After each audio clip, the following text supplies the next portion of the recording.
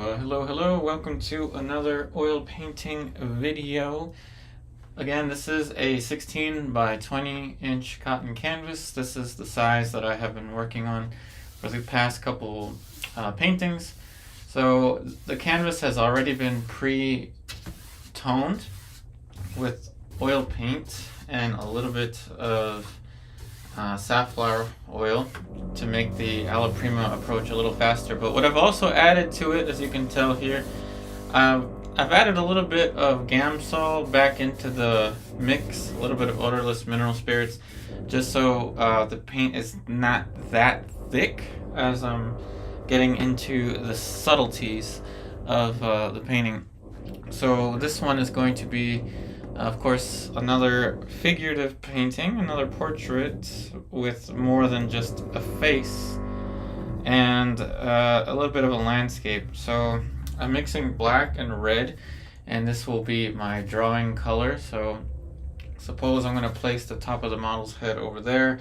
Before we get too far, let me talk about the color palettes. I know you can't see it, but I'll explain it to you. From top right to bottom left, we have Lead White number 2, which is a Rublev color.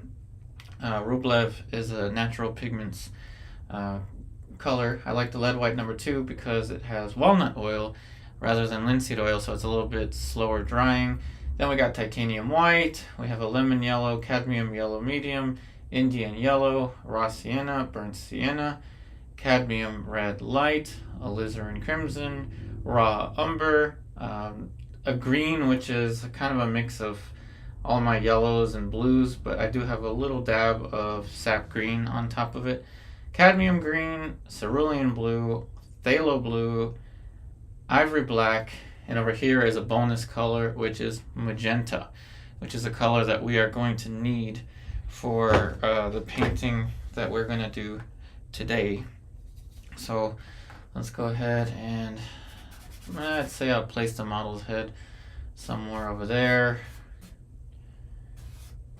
We're going to put a little bit of a gesture. So the model's wearing a dress and holding an umbrella. So we're just going to guess that the umbrella is up there. And the top of the umbrella may fit, I don't know, somewhere over here. Let's say that the top of the umbrella fits over there, which means I'm going to have to lower the model a little bit. So let's see, top of the umbrella. Let's just put a glimpse of the umbrella, I don't know, up there.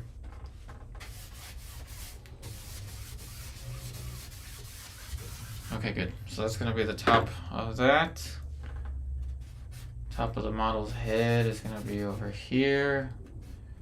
So this kind of placement is really important in the beginning. I'm also trying to figure out what size I want this face to be, because smaller faces are kind of difficult. So I guess that might be too big because I want to fit the hands over here. So one hand is going to be over here. The other hand is going to be over here. So again, there's going to be quite a lot of landscape here. There's going to be somewhat of a tree, branches of a tree over there, some clouds over there. Okay, neck, shoulder, back.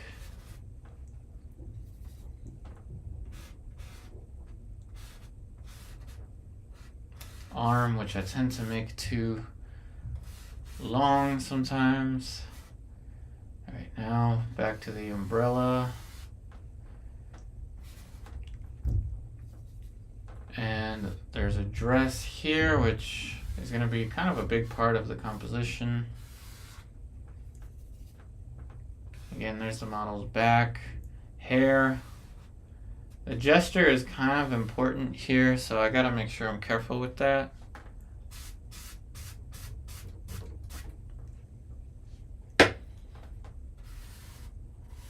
So this is going to be a little bit similar to like a Monet, with the umbrella and the landscape in the background, and there's going to be all these colors But what I'm more focused on right now is the placement of everything.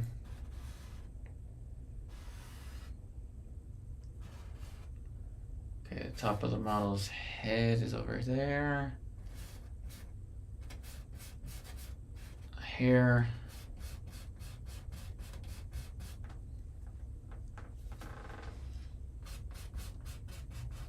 I've added a new light in here. I don't think it's that noticeable, but it makes the photography a little easier. And when I get into close-up, you should be able to see a little bit more detail on the painting. Or not, we'll see. Okay, so the head angle for that, it's gonna be maybe an ear over there. Now this is gonna be part imagination, part reference. I cannot show the reference because things I mentioned before, they're copyright free, but just because a website says it's copyright free doesn't mean that I trust it will be copyright free forever. Model's hair.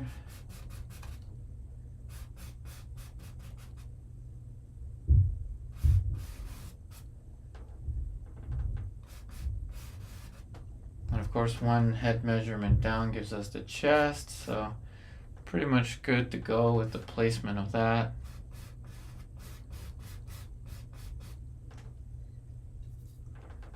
The hair is all important for this composition, and so is the umbrella. Umbrella Ella.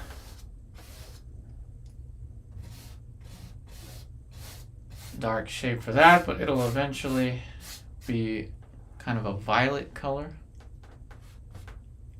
And angle for the neck, shoulder,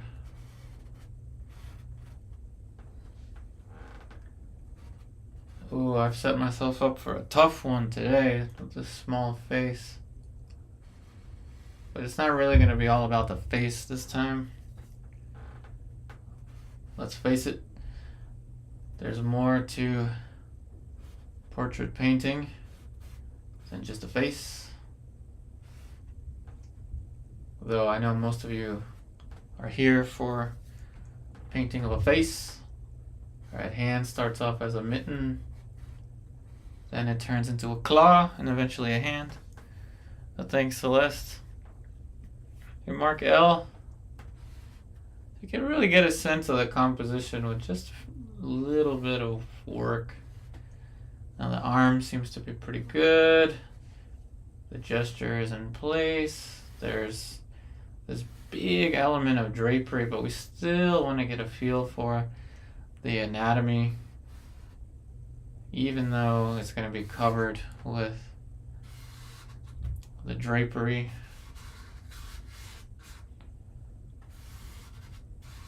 And we're going to go for more of the realism today.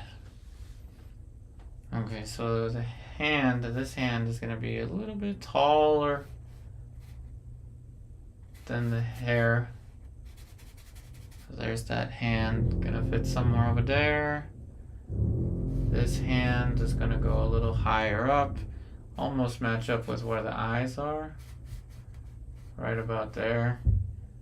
There's still some construction going on, and I hope that I enabled the captions on my YouTube channel. I don't know really. I set it to English because that's the language that I speak.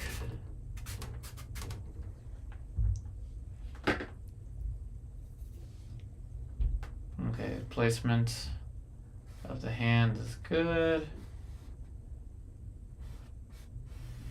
Now let's look at this all-important measurement here. So if I leave it like this, this is going to be too long from here to here. So I need to pay close attention to the size of the head relative to this point here to this point. I will make the head a little bit bigger so that it fits with this elbow if need be. Hey Gigi, thank you for the Venmo yesterday, by the way. I really appreciate it. Okay, so as I always say, queso sounds like queso fresco. Anyway, so now we'll make the face a little bit bigger so that this length for the arm works out, making the shoulder a little wider. Okay, so that means we're gonna move the chin down to about here, top of the head to about there. So we've increased it by probably a centimeter or so. Okay, so that's much better. Elbow here, so now our distance from here to here is almost equidistant. Right, you can see that. So that is good. That's what we want. Now, let's go ahead and start to add some stuff for the face. I'm going to choose to attack this one piece at a time, as opposed to throwing all these colors everywhere. And if need be, I'll adjust everything relative to the positioning of the face.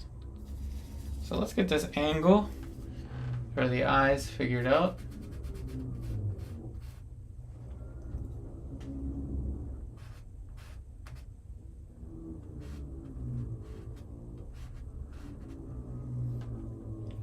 Angle for the eyes, eyebrows, nose, mouth, jaw, and if need be, I'll adjust everything relative to this. Everything can be adjusted.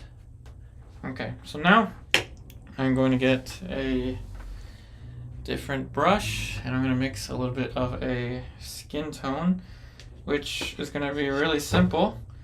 It's going to be white, red, cadmium yellow, a little bit of black, back to the white, and that's it. So it's going to be a grayed out orangey pink. And then of course I will mix a shadow as we move along. Okay.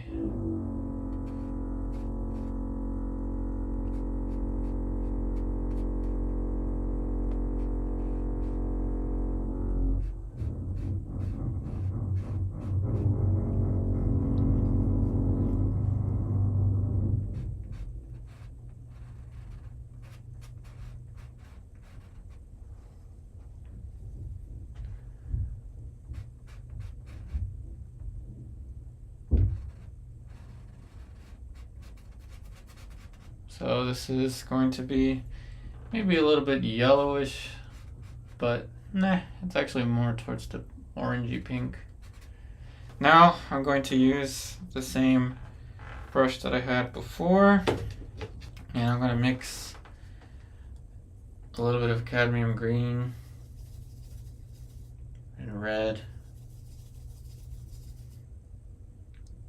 to give a nice kind of warm brown. So cadmium green and red.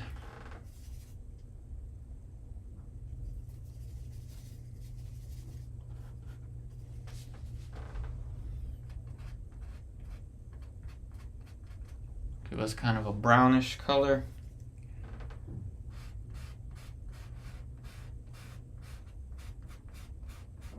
Which will start to give us a shape for the shadow.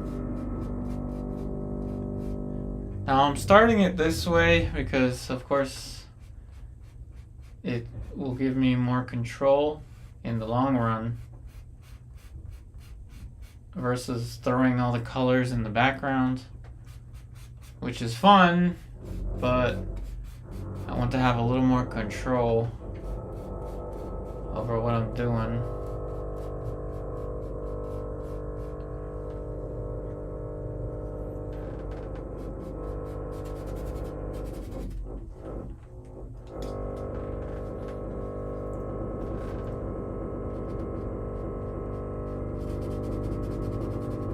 Now this color will get a little more blue. I'm going to add cerulean blue to it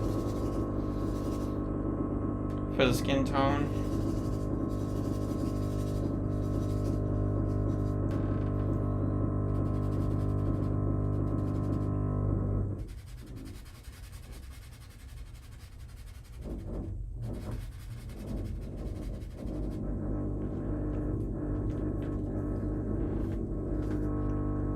Now, real quickly, I'm going to start to get into planes for this face and put in the background color, which is going to be kind of a violet. So I want to do this really fast because, again, I'm going to choose to work on this kind of piece by piece. So I'm going to go with phthalo blue, titanium white,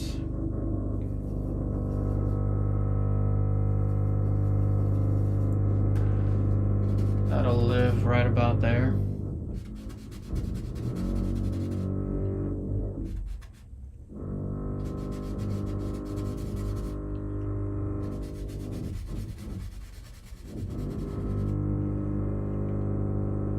So you can already tell this is going to be one of those paintings with a lot of color. Oh, these brushes are starting to bend a little bit. It's my fault for leaving it in the jar.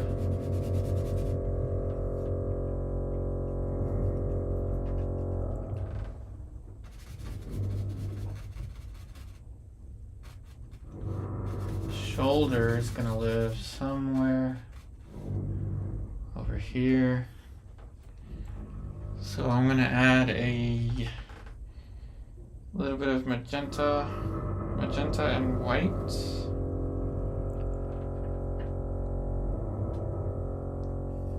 Thanks, Gigi. I would not be surprised if that background noise deters everybody. Nothing I can do about it, though. I did hopefully enable the subtitles. I don't know. I went to my YouTube settings and selected that I speak English. There's the neck.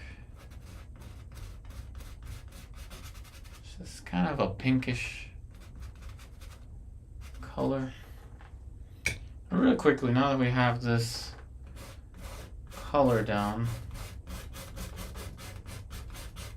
I can relate that to side plane of the face, which should have a little bit more pink.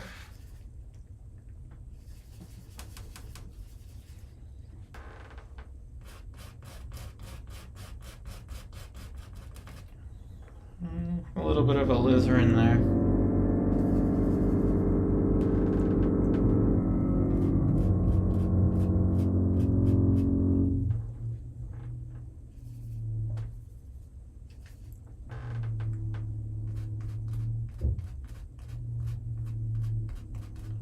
So it's a small face, but it's not so small that it's gonna be impossible to add form to.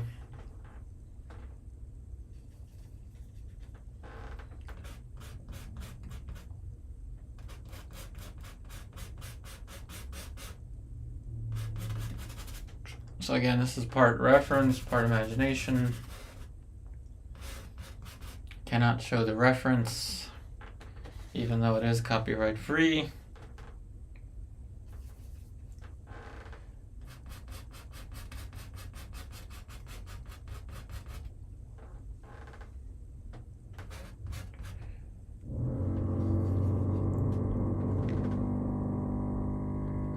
There's no subtitles. I don't know. Maybe it's because I just set that like an hour ago. But thanks for checking that for me. I don't know why it's not showing up. Glad you can still hear me despite all that stuff. Believe me, it drives me crazy.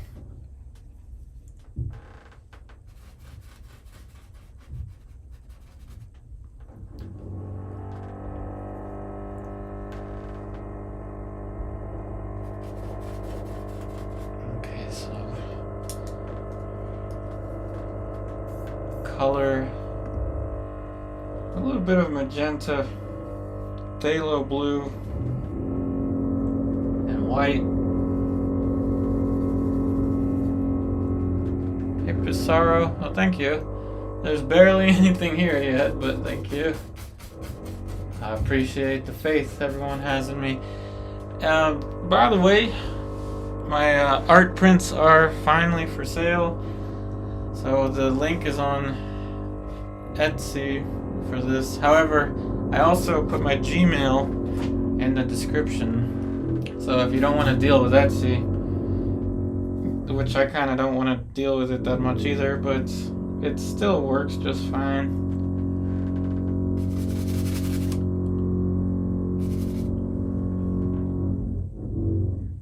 The prints are $25 each.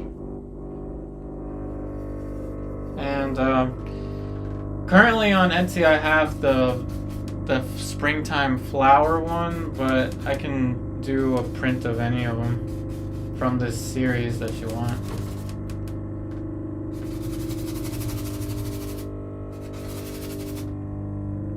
So this part's gonna be blue, and up there it's gonna be kind of purplish.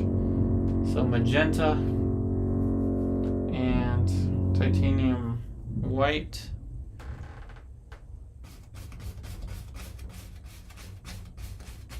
Magenta and titanium white.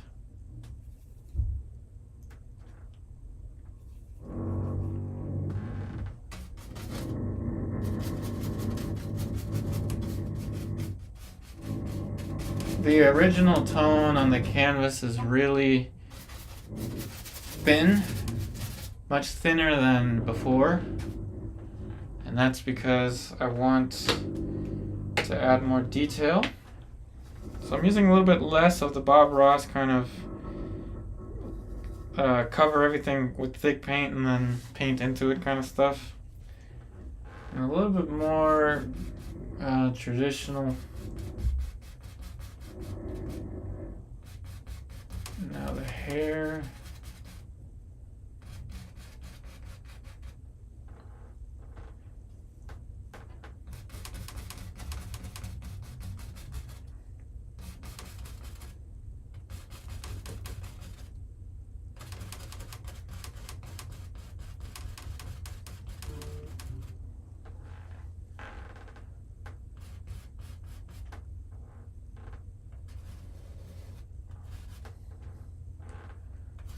Shoulder.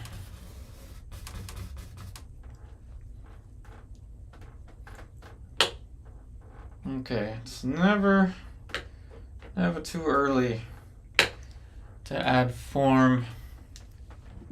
Sometimes it is, but let's just say it's never too early. So I'm gonna go ahead and start building some form. On the palette, I'm gonna have a gradation. You can already kind of see where it's heading.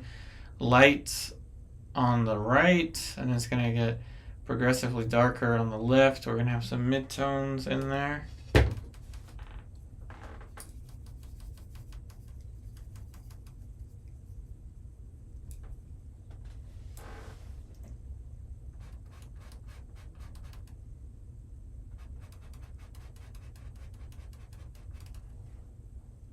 Emphasis is going to be on the structure of the face. This is oil paint. This technique wouldn't be possible with the acrylic because this relies on the paint being wet the entire time. However, you can always paint with acrylics. All you have to do is just layer wet onto dry.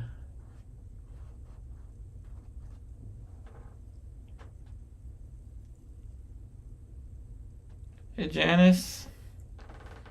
Yeah, I like oil paint too. It's what I'm most used to, and I've experimented with all of them. Experimented with pretty much everything. Except for gouache or digital. But yeah, I've experimented with pretty much everything.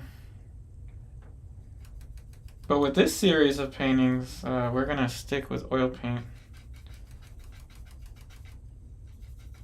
Sorry, I don't have the palette on the right side, but I am painting every day now, and it's kind of it hurts my shoulder to mix with the palette on the same position. So it's easier on my shoulder to move down.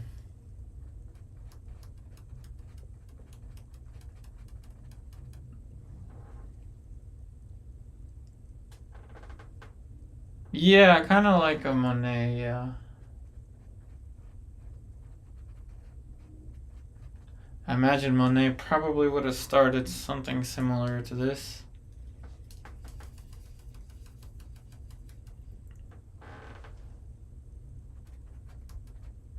Now you can see my sable brush is too thick for that. Oh, and I can actually rest my pinky because I didn't cover this with too much paint yet.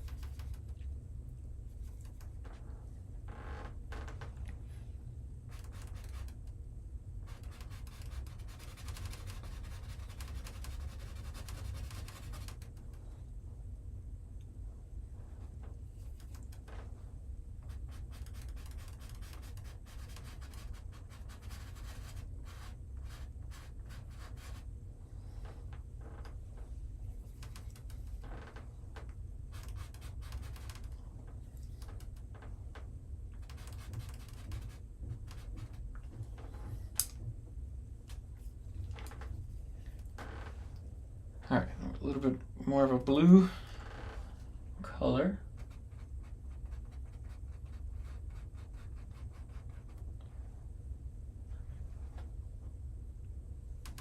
A hint of light underneath of the nose.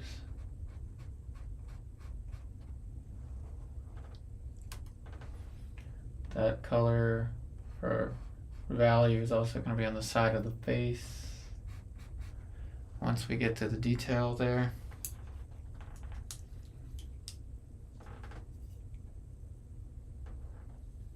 So why am I starting this way versus throwing the paint like I was in the beginning, is putting a bunch of color and then letting everything kind of figure itself out?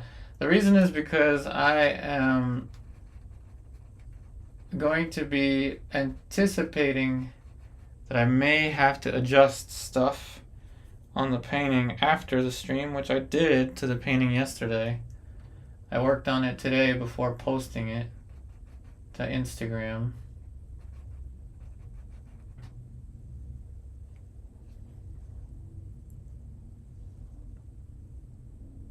The question is, do you mix and blend oil with color every time you want to take the color from the palette? Well, I kind of just mix as I go.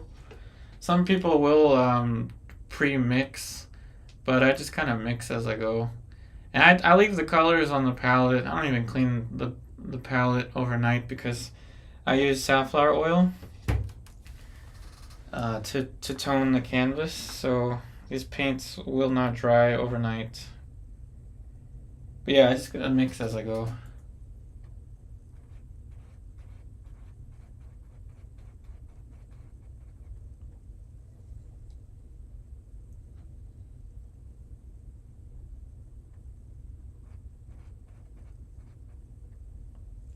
Yeah, no problem. The color mixing is really simple. Remember, for skin tones, it's pretty much just a gray a grayed out orange or some kind of grayed out pink.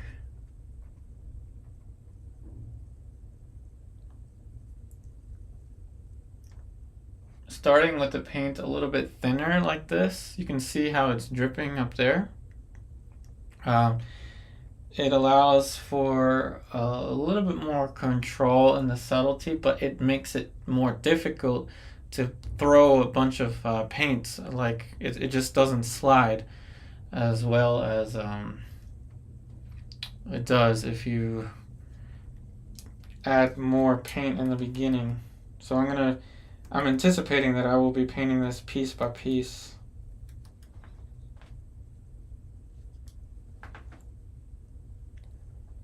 Oh, I do take a day off once in a while. I mean, of course I take time off of streaming. But painting, there's always kind of something I'm doing. Which kind of something cool I want to share with you all later. I don't know if I'm going to do it, but I'm designing my own tattoo based on the dogs that I've had in my life. I'm going to add a little bit of lead white now. Lead white and alizarin. So the 5 dogs that influenced me the most, of course Hugo is going to be like the main one, but it's kind of cool. It looks like it looks legit, like something that a professional tattoo artist would have designed. But I don't know if I'm going to actually get it tattooed, because from what I've read, tattoos with a lot of values fade faster. So yeah, I don't know. I don't want to have something that's going to fade.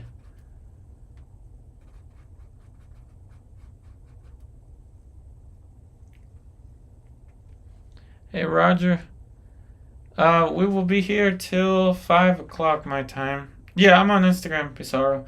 If you just look up Yupari Artist on Instagram, I think it's still titled as Yupari Fine Art. I tried to change the name to Yupari Artist a long time ago, but it was difficult with all my links on YouTube. I had to manually change them all, which I didn't do. But anyway, it's Yupari Fine Art on the Instagram.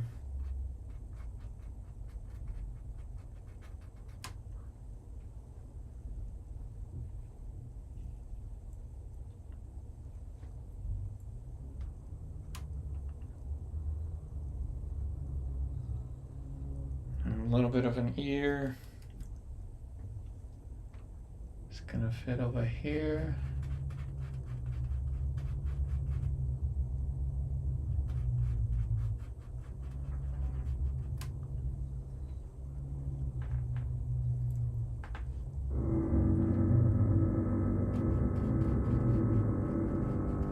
I'm convinced that whatever they're doing with that construction, these are sounds from the upside down. I am hearing sounds from the upside down. No, it's 3 hours for the painting, which includes everything. We're gonna have the landscape soon. Once we have the face and the hands, we'll kind of just jump right into the landscape.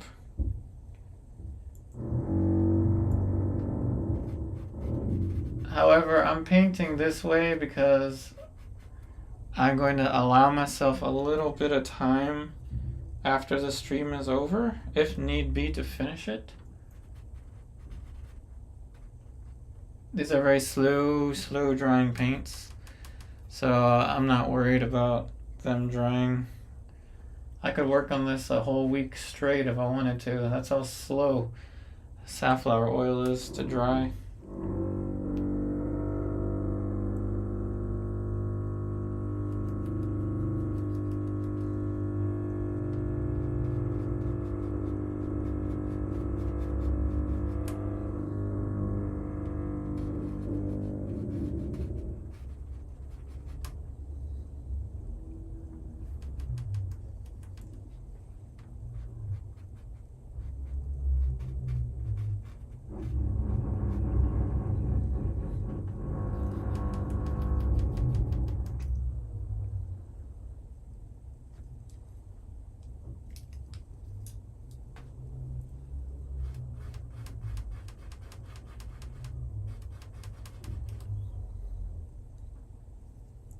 in particular with the subtleties of the face.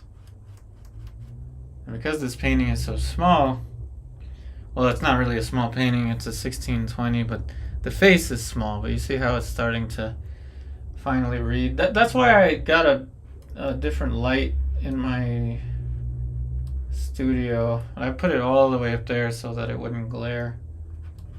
But now you kind of see where we're heading with this. You see where we're heading? I wouldn't use almond oil because I don't think it's a drying. It doesn't dry, so as a drying medium, as a painting medium, I wouldn't use it. I have used olive oil because someone suggested me to use it, and I didn't bother questioning them. And that painting is non-existent anymore. It exists in a landfill somewhere.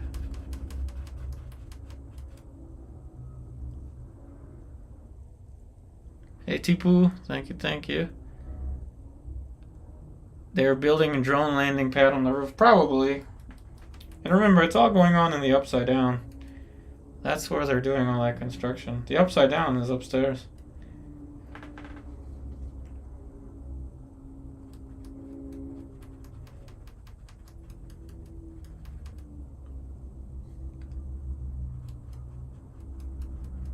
Dark Alley for the year.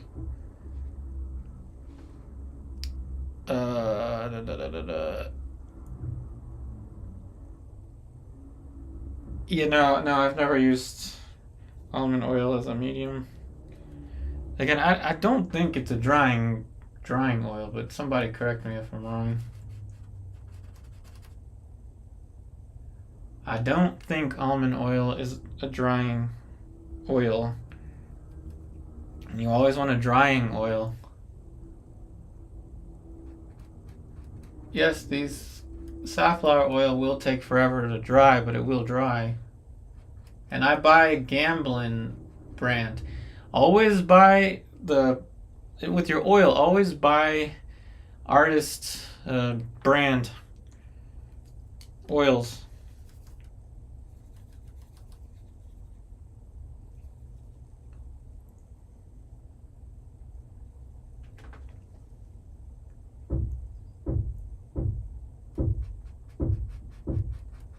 But of course, you can always ask anything.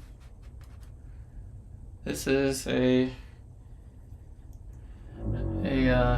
environment where we can ask any art-related questions or anything we can talk about on YouTube. Feel free to ask.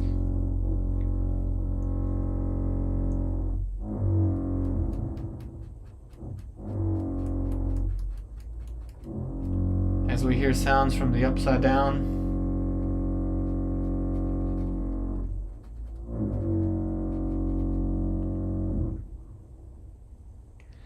The upside down is talking to us.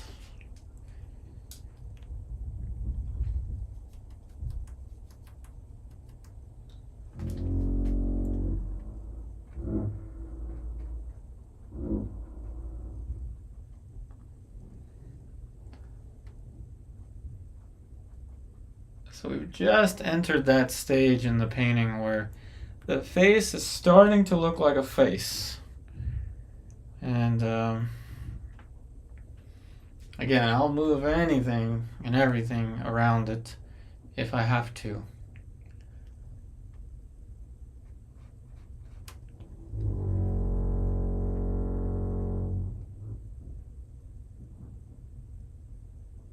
Flaxseed oil? Never tried that one. I've never tried that one. I will admit I have never tried flaxseed oil.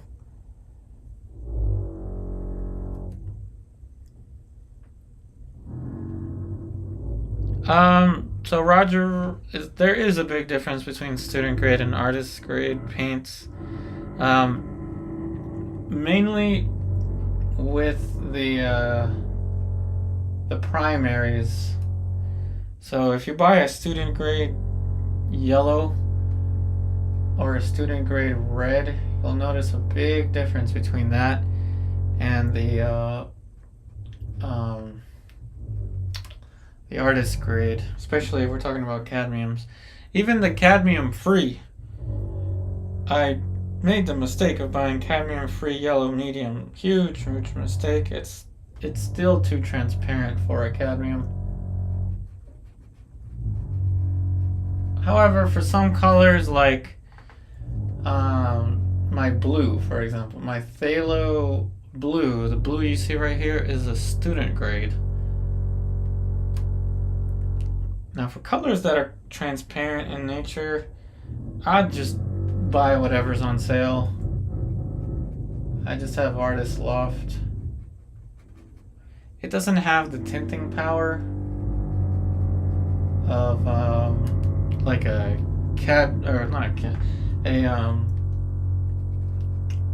like a Winsor Newton or a Gamblin Phthalo blue, but it works. It works.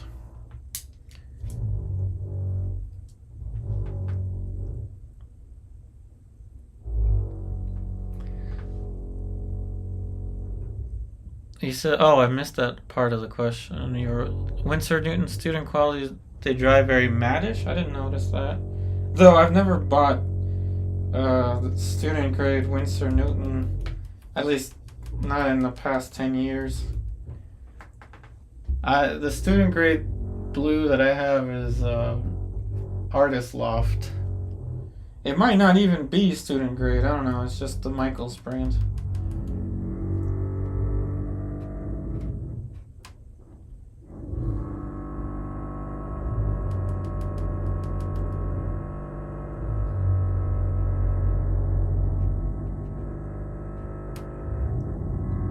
And for the ultimate subtleties, lead white in particular, walnut oil lead white, the lead white #2 from Rublev. I'm not sponsored by anyone, so I can say whatever I want. I think is the best, and I'm using it right now. It's a very thick, ropey color. But it makes it much easier to handle the paint, and you can add titanium white to it, and you can change the degree of opacity. But it's not necessary. You don't need it. You don't need lead. You don't need cadmiums. Oh, thanks, Celeste.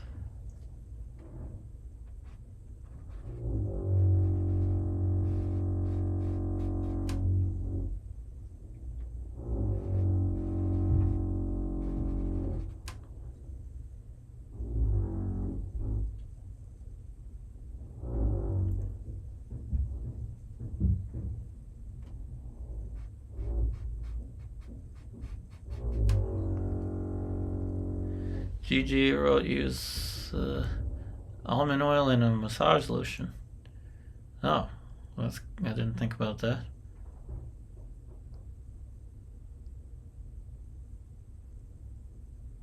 Oh, awesome! I'm glad you painted alongside that. I think I remember which one you're talking about. The mountain landscape. Oh yeah, for critique work, I have. Well, I have my Patreon that has mainly portrait videos, but I'm actually going to do something different teaching-wise. I haven't announced it yet, but I'm thinking twice a month I will have a virtual painting workshop. And I'm going to have like a syllabus and everything attached to it. But it's going to be a one-time class. But I'm going to have to create a flyer and everything for that. But as of right now, I still have, and I will continue to have my Patreon. But it's only portraits, mainly portraits. And you can... for $10 a month, you can submit your images to me for feedback, but it's feedback in a video. It's not feedback on Zoom.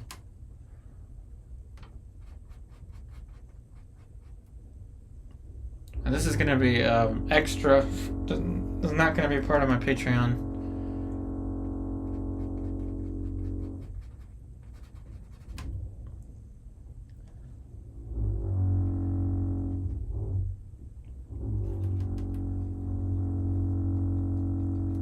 But yes, the Patreon, the $10 a month, you can send me images there.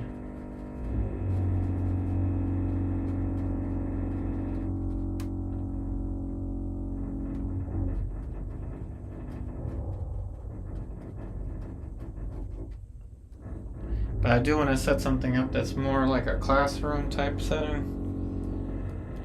Though I like the format of my Patreon because it's really at your own pace.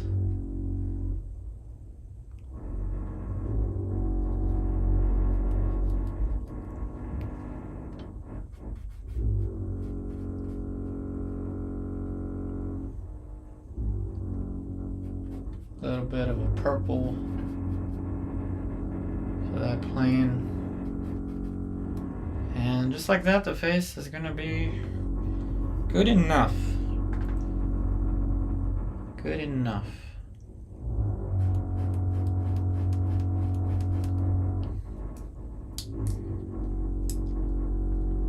I'm glad you liked that video, Roger. But yeah, on my Patreon,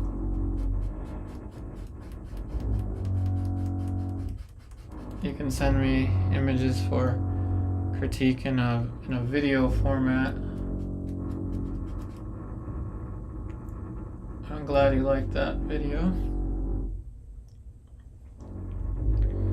Alright, so let's develop the neck a little better.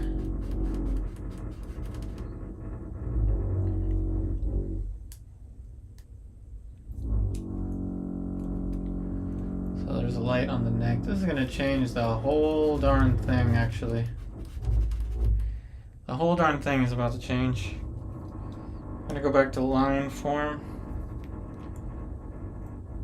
Or not. No, I'm not gonna use lines. Change my mind. Gonna use values.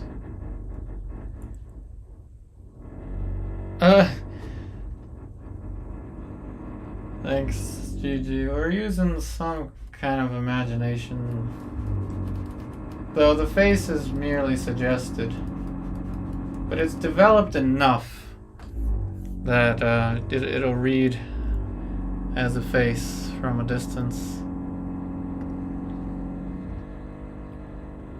Okay, so this is gonna change now.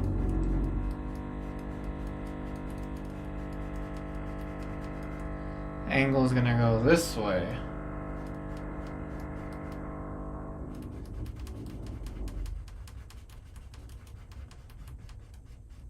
And that's going to give us a highlight on the neck,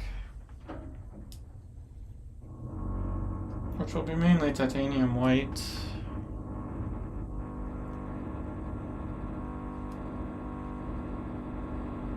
Like that.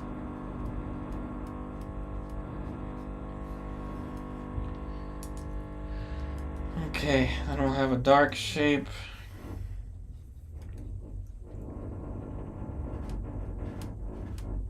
Over here.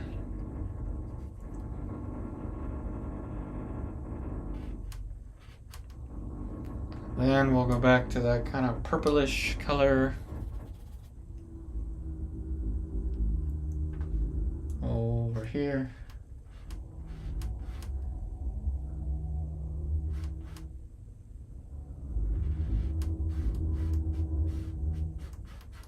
And there's going to be a light on the shirt or the dress.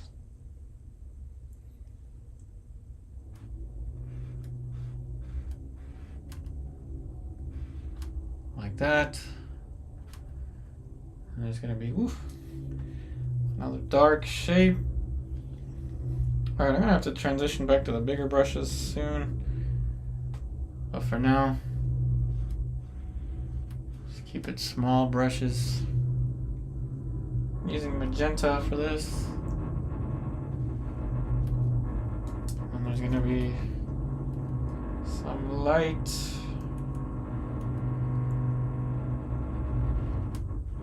Over there.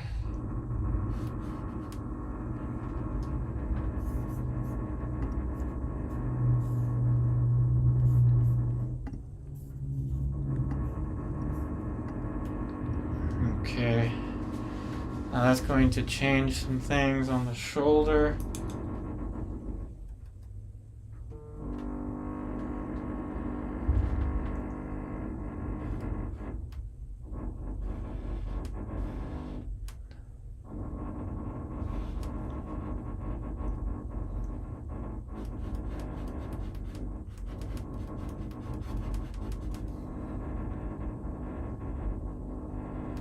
A little bit of a dark blue.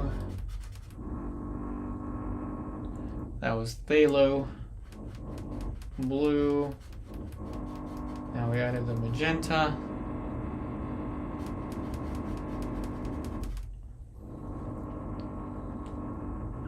Move this out to the right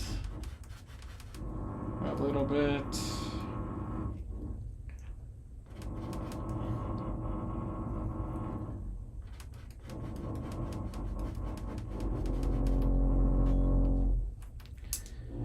Background. I'm going to change to a size 2 filbert.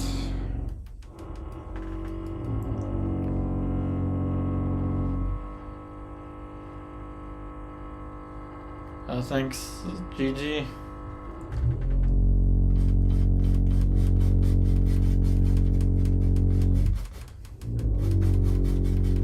Glad you like the form on the face.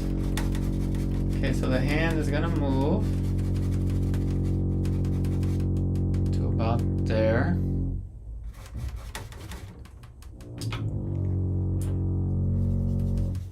Have a little shape for the hand.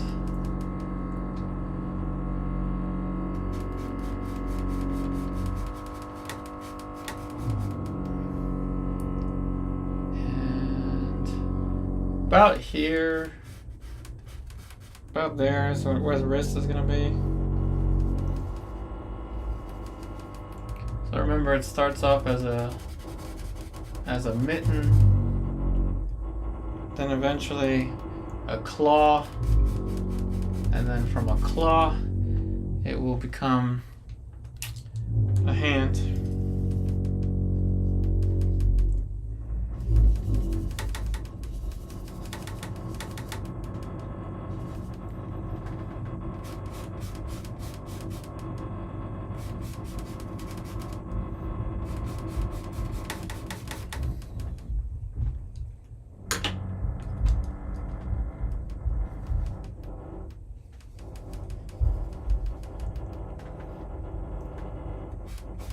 The other hand is going to be mostly in shadow.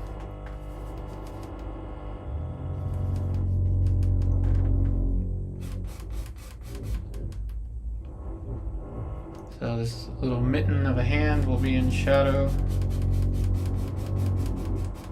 So it starts off with that abstract.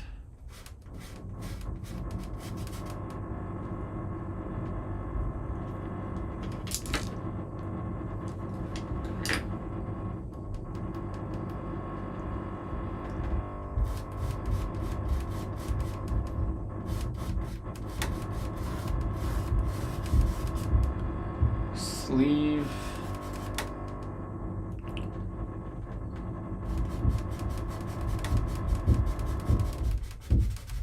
I'm going to go between cerulean blue and magenta.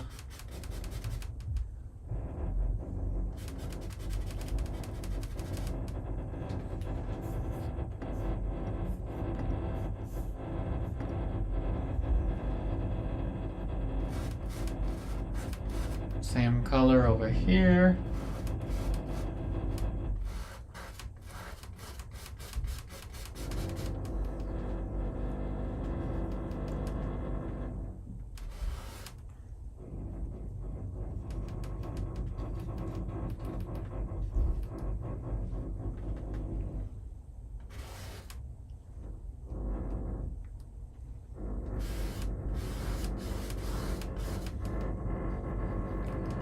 phthalo blue and magenta and some white.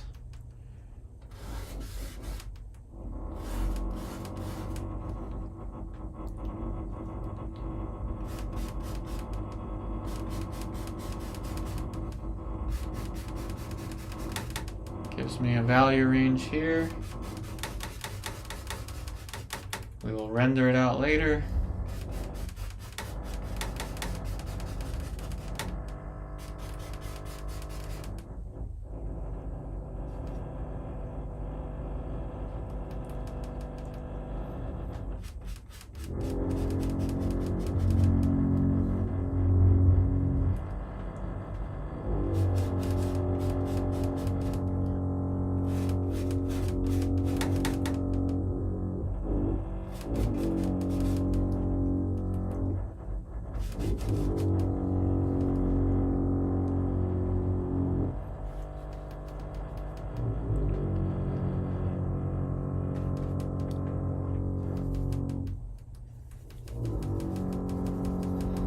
This can get darker. I'll put in a plane change right above the wrist.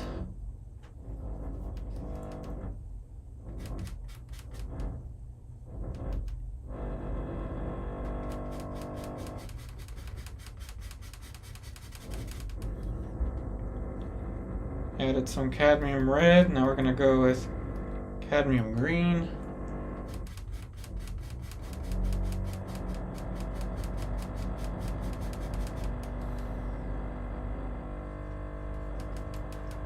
Blew it out a little bit till I get the color that I want.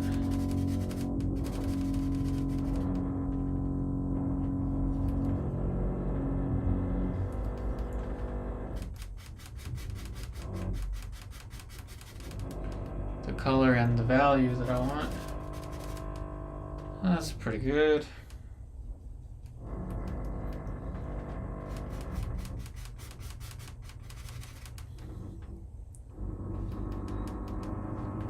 Back to the smaller brushes, we'll put in some accents to turn it into a claw.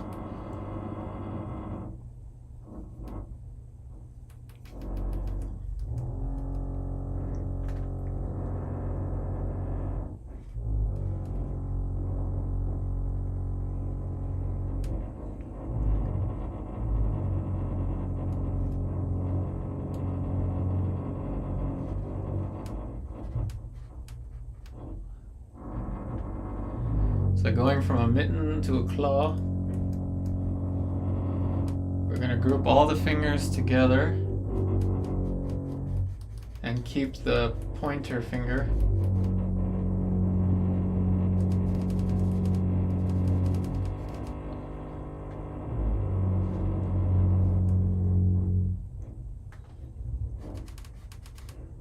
Now we're going to do the same thing with the other hand.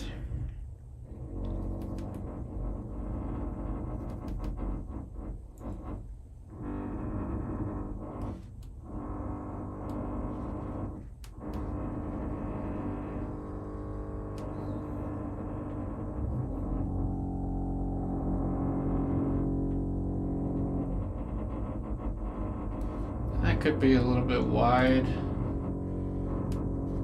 in the start. It's going to be a palm here.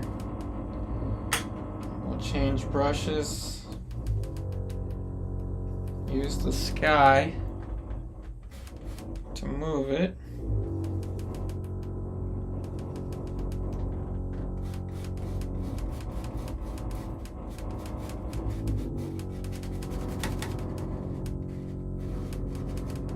About there. Also gives us the edge that we want. Now we'll add the purple.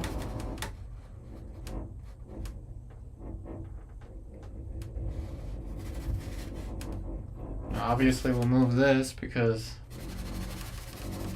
that was just an idea for where the umbrella handle would go. It was just a suggestion.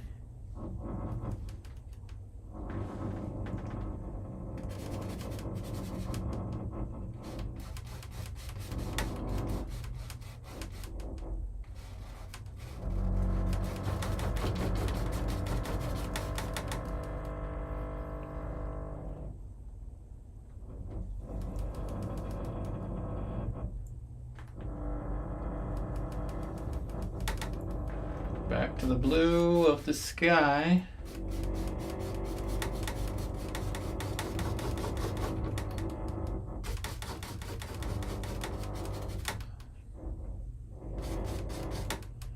This will give us the silhouette of the arm. And we're gonna go back to this sleeve.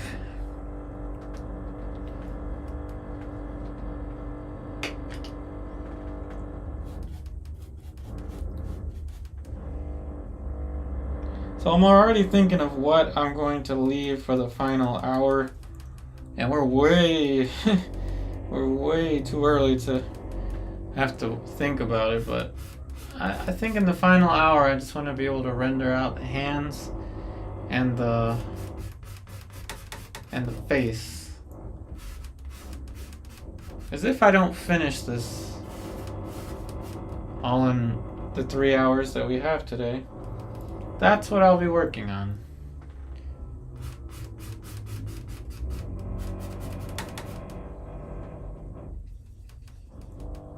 Thanks, Roger.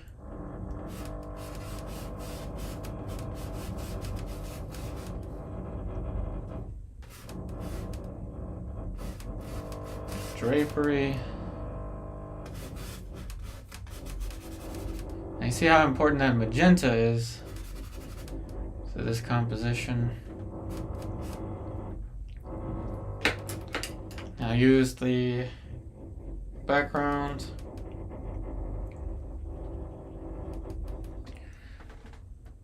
Alright, so we're at 1 hour and 4 minutes. So I'll take a break soon. I usually take a break every hour.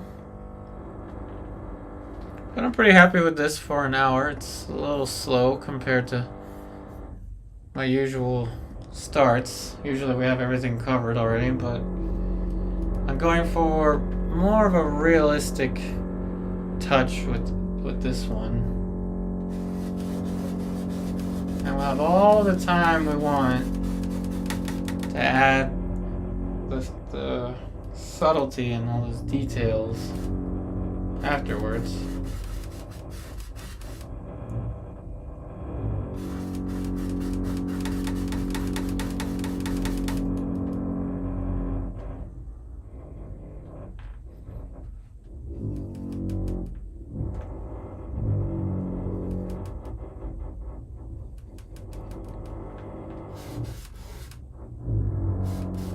So it's a perfect place now to take a break, and I'll play a video for you. Of course, we're going to switch to bigger brushes to do all the background stuff. It's a good place to take a break. I'll play a video for you, and when I come back, we're just going to go to town with the environment, or we'll just go back to working on the hands. I don't know. I'll decide, I guess, when I return. Anyway, hopefully you will enjoy the video. I'm going to play the start of one of those 30-minute portrait painting exercises. And obviously I won't be gone for 30 minutes, but hopefully you'll like it. I was going to post it on YouTube, but then I decided those 30-minute exercises probably aren't doing too well, but you'll see if you like it or not.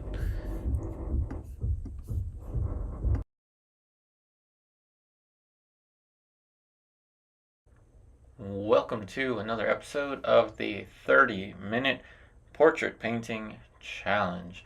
Today we're working on a 9 by 12 inch cotton canvas that has been prepared with oil paint ahead of time. We're mixing on a wet layer of oil paint as usual with this technique. So as you can see with the finished result on the left, we went for a very kind of like centered pose, a little bit closer to centered, but a little bit 3/4. So we're seeing some of the turn of the face. But anyway, let's explain what's going on here. So this is all real time. There are no edits involved with this video. just voiceover. I decided to do this exercise without talking while painting, which usually makes me more efficient when I don't have to explain while I'm painting. So today's painting is a little bit better than the last time, um, but what I'm doing here is trying to build the mask of the face. Now the palette is a very simplified palette. It's got pretty much 3 yellows, 3 reds, say 2 blues, and maybe 2 browns. But what we have here is a very simple skin tone. And we're using the same skin tone, but applying different pressure on the brush. So when you're working wet into wet, different pressure creates different values, even if you're just using one mixture on the brush. Now, if you can optimize that, then you have saved yourself hundreds of hours worth of mixing little tiny gradations on your palette. Now, this is by no means supposed to be the only way to paint a portrait. There's also a tiling method where you paint every single gradation, every single plane change. Every plane change is a color change and all that stuff. But this is more of an exercise in paint handling and basically just reacting to the paint and trying to see how we can optimize each step. So as we're painting the mask of the face here, you see that with the same brush, I added a little bit of a reddish tone, and that's for the left side of the face relative to us, and a little bit by the eye socket there. See how I'm kind of blending that out? A little bit by the eye socket and by the cheekbones. And we put it on the concavity of the eye socket on the right side relative to us. And we're using this to kind of blend out the mask of the face. Now what this does is it allows us to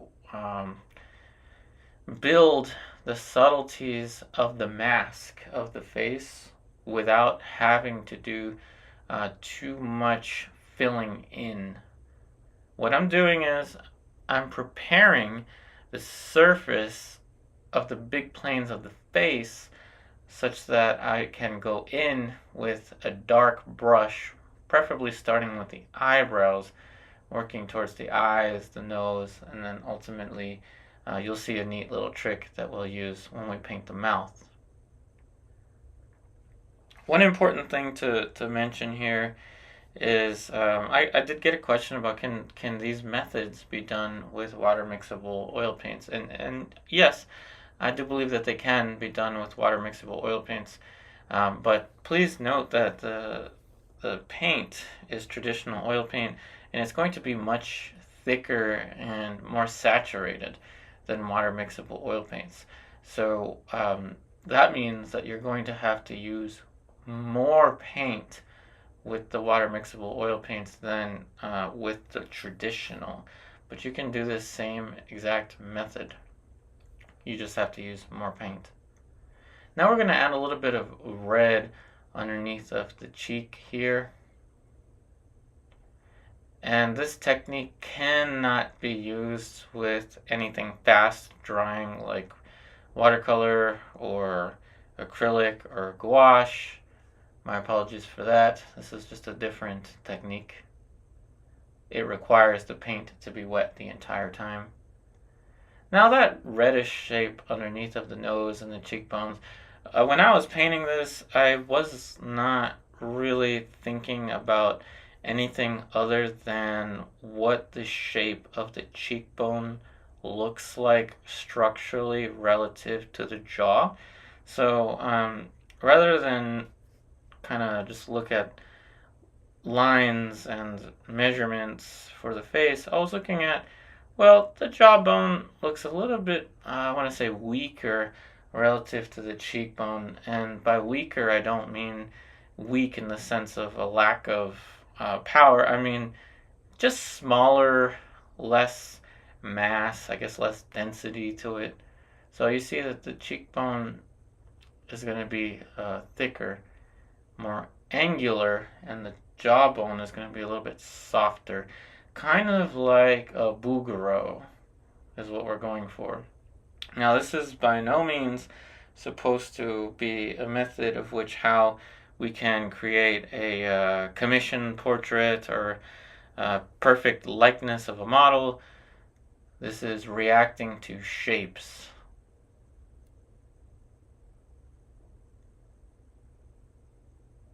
Now you see underneath of that dark reddish shape, we have added a little bit of light for the cheekbone. And that area is actually going to be a little bit cooler. And the way we achieve that color is by just letting the tone of the canvas, the oil paint tone, just mix with the paint that we already had.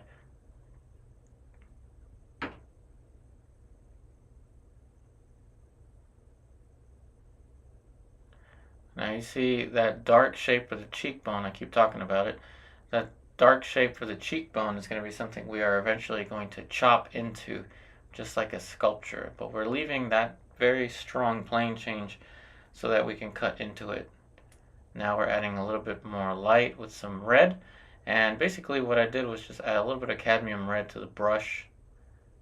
Like I said, the traditional oil paints are going to be a little stronger than the water mixable, so you're going to have to use more of it. Not that you can see the palette anyway, but just know that it is possible with the water mixable. It's just going to be a little different.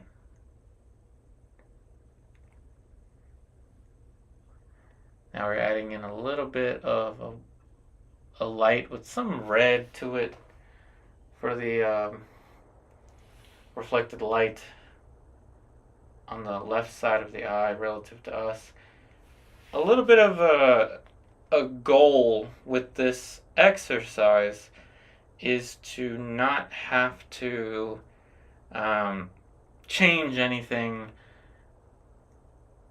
That is, not have to repaint any areas, but just let each layer build upon the subsequent layers.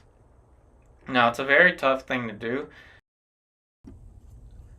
Alrighty, I have returned. So that video paused at about 8 minutes 22 seconds, so I'll try to remember that for when I take the next break. Hopefully that doesn't confuse anybody. That's a video that I'm playing during the break time. This is the main painting that we're doing today. But before we continue, I want to share a drawing that I did yesterday. I'm trying to design a tattoo, though I don't know if I'll actually get it tattooed on me, but this is Hugo, my Shiba Inu. This is Patches. He was a dachshund beagle mix that we had probably like 15 years ago now. CJ, a Doberman Pinscher, that of course over a decade ago. Taco, Mr. Taco, the Chihuahua, who is still with us, thankfully. And then Brownie, a brown dachshund that I had when I was in middle school.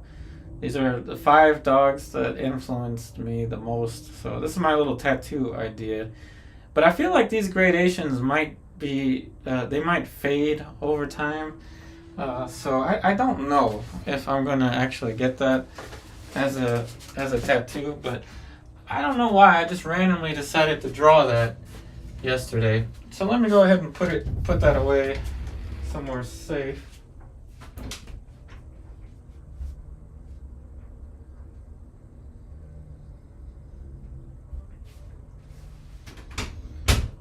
Sounds like the noises from the upside down have subsided a little bit.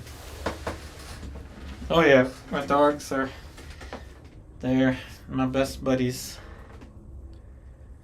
It probably would.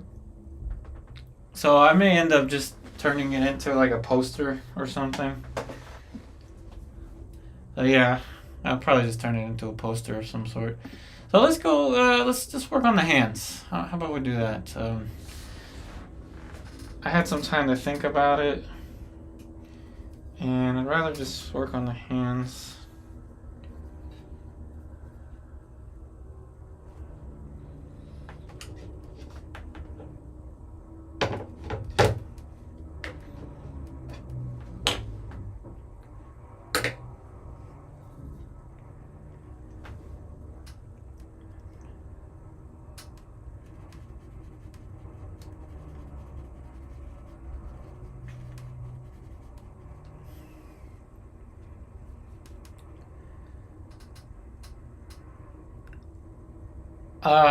Usually I have no clue.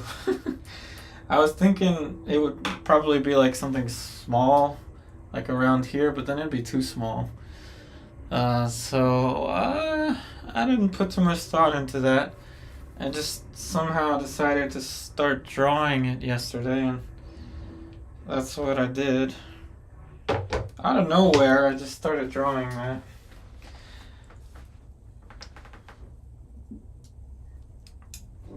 So let's work on the hands, the light on the fingers a little bit.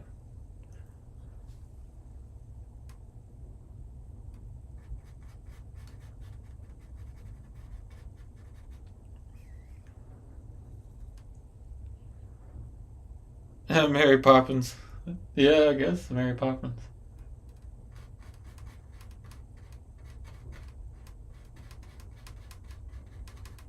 Light planes for the hands.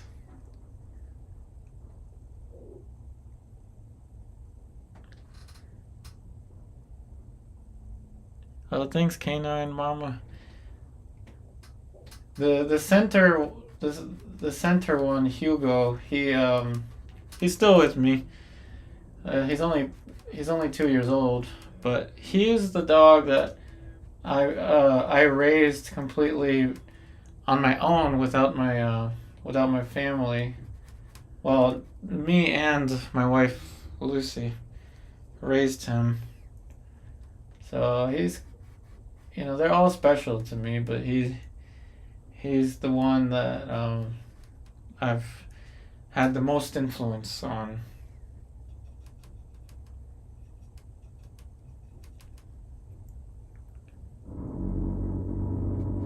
Light on the knuckles.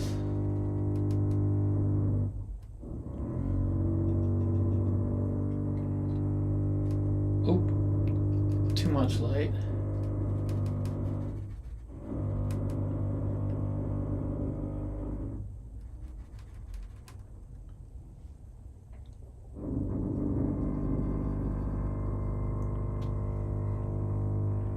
Yeah, I'm really happy with that drawing. At first, I just kind of sketched out Hugo's profile, Mashiba, and then I was like, what about all the other ones? And then I figured out a way to combine them.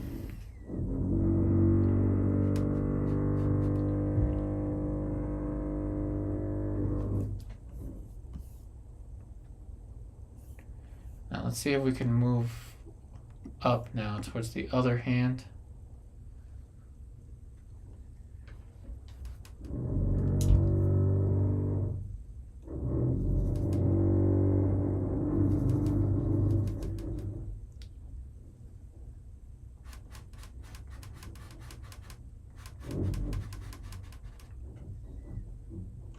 Of course, the elbow is going to land probably somewhere about here. No. Here. Yeah, about there.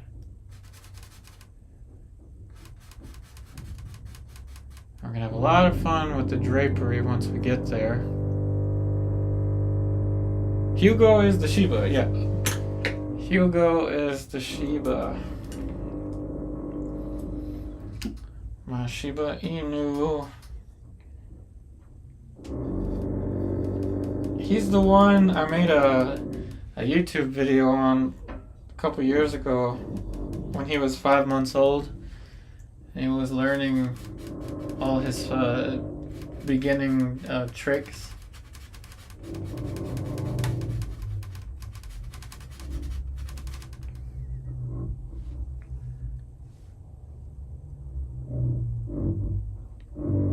Yeah, he was named after my dad.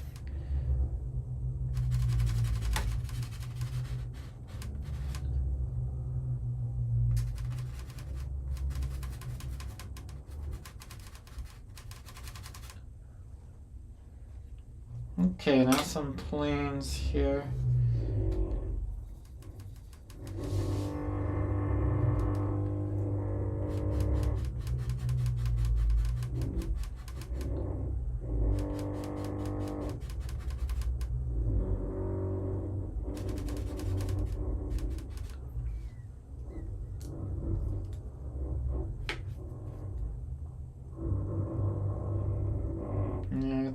what chair is that?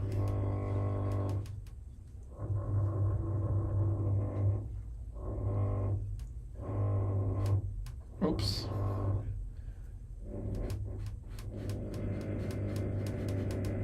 Alright, so the thumb is right here. This hand's gonna be a little complicated. So bear with me as I try to figure this out.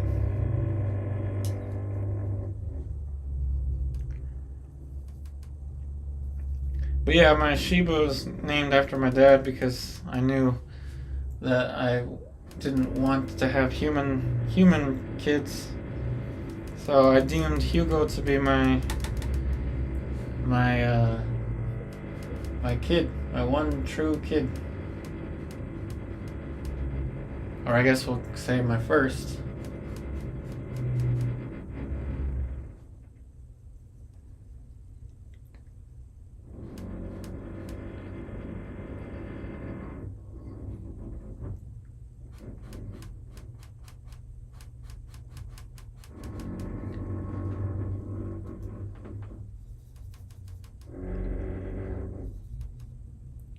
Alright, thumb.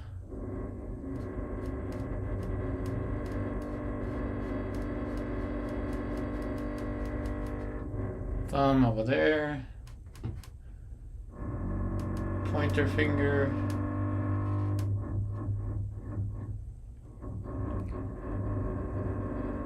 Middle finger.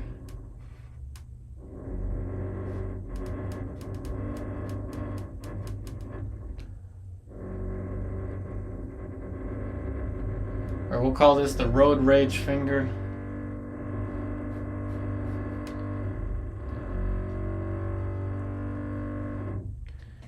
Hey, Canine Mama. I always paint on canvas, but I do use masonite panels whenever I can. But I do prefer to paint on a stretched canvas. I like the feedback from the stretched canvas.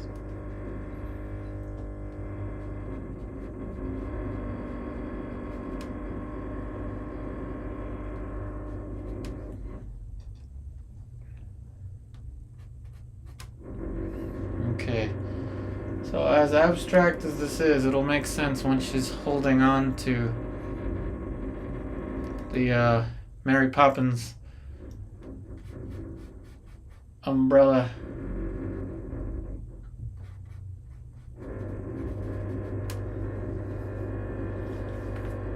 I know it looks kind of weird though as it is. So let me try to get that light above the hand. I'm going to use purple or magenta and white. Appreciate all the likes, everyone. Thank you. Appreciate you all for being here despite the background noise.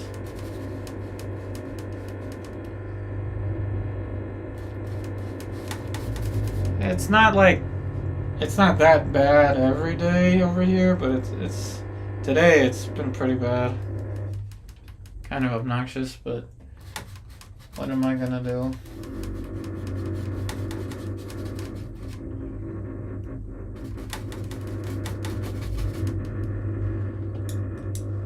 I'll zoom you out so you can see that the little makeshift hands are starting to read a little bit from the distance. And let's use the straight edge to put in that line for the umbrella.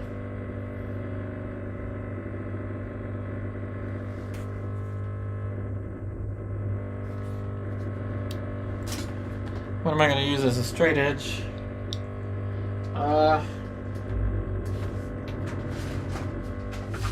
I'm going to use... I don't know actually. I don't really have my straight edge here. So I'm going to use the edge of a canvas. So the edge of a canvas right here.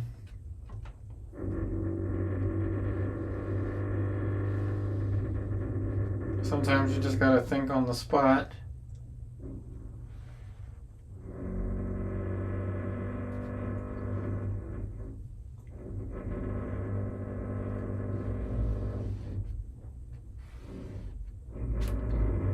Sometimes you just gotta think on your feet. Okie dokie. Now let's add some stuff for the dress.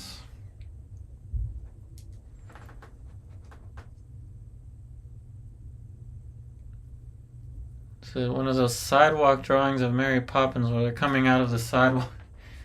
That's interesting. I never thought about that. Alright, drapery time. But before that, background. I'm gonna switch to some bigger brushes now.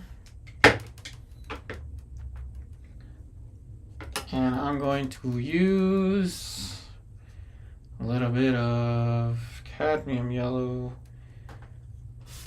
medium, which should brown out a little bit because there is a purple.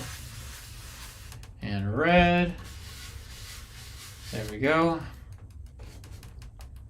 White.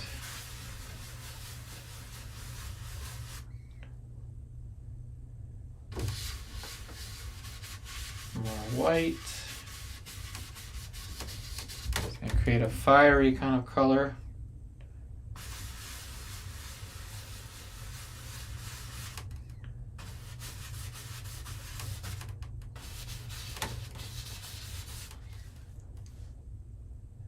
Lemon yellow, but you can see it does next to nothing there. The lemon yellow.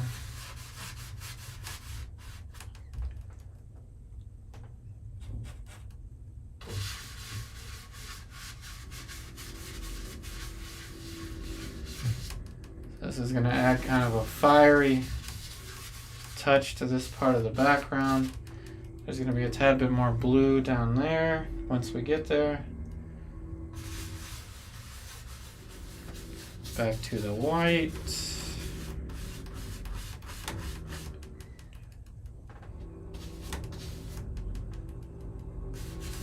Now it's going to look like there's two fireballs next to her for a second.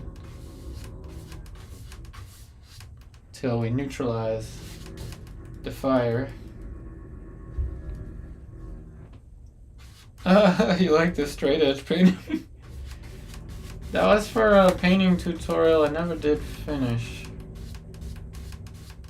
So I still have the footage for it. Okay, cover a little bit more than I need to. Okay. So now I'm going to go back to the blue, which is going to get kind of brownish.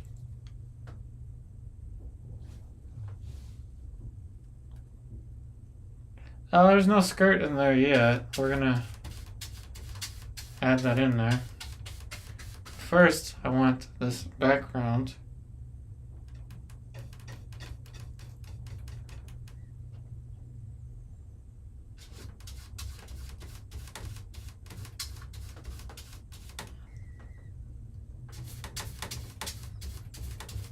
Careful to paint that part in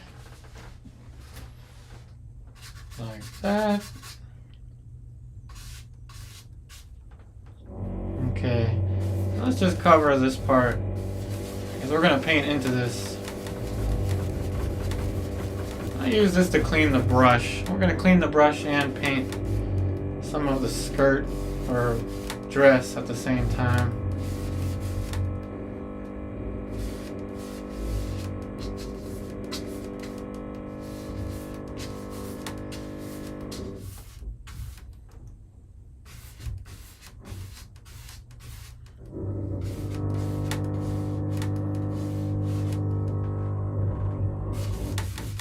Yep, some pretty strong colors. Alright, now that we've kind of cleaned off the brush a little bit, we'll go into the blue.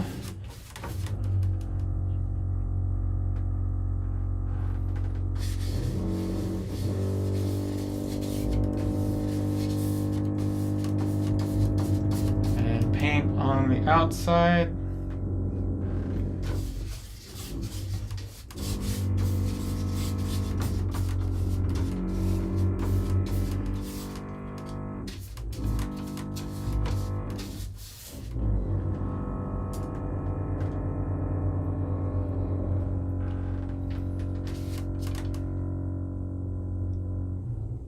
This brush was definitely a good investment.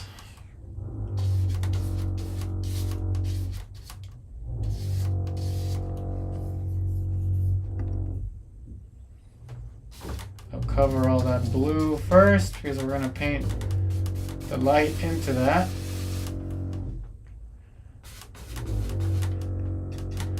Blue clouds, which will neutralize and gray out slightly. With the orange,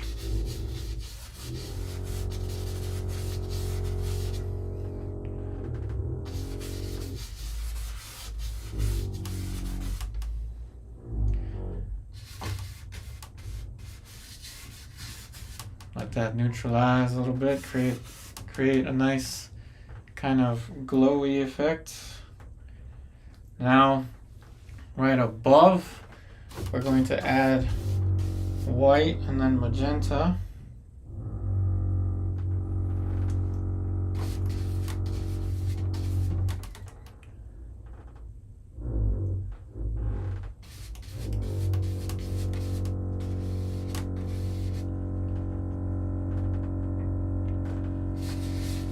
The magenta.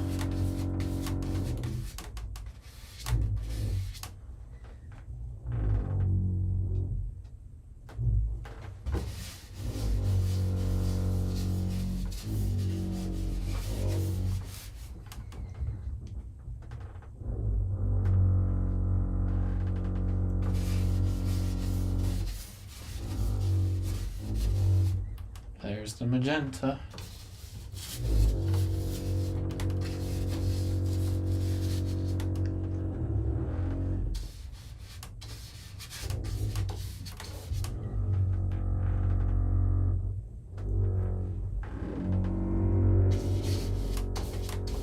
So this is the landscape portion of it.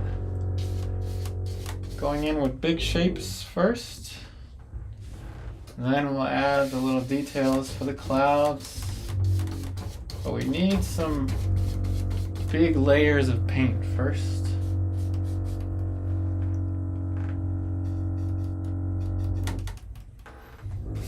The umbrella. The umbrella, Ella.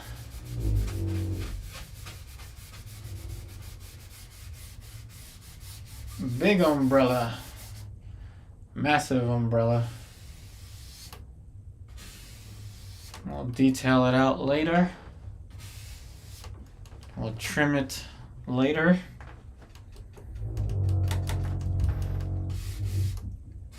Now, working with big shapes like this is fun, but you have to have a plan on how to transition into the smaller shapes. So, working with big shapes is kind of like putting the details on credit, because you know you're going to have to get to it at some point, but not at the current time. So when you take into consideration the fact that you can put in these big shapes, so like 1, 2, 3, 4, these are now different elements on the canvas. I know the top of the canvas is missing. I may lose my my connection, not my connection, but hold on a second. I may end up losing some of the footage if I do this incorrectly. But I gotta be careful with this, because my setup is really finicky. As you can see, I've got 2 clamps holding this together.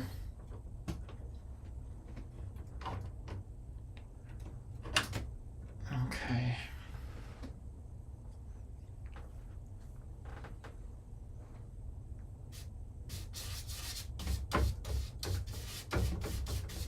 Okay, now you can see the top of the canvas.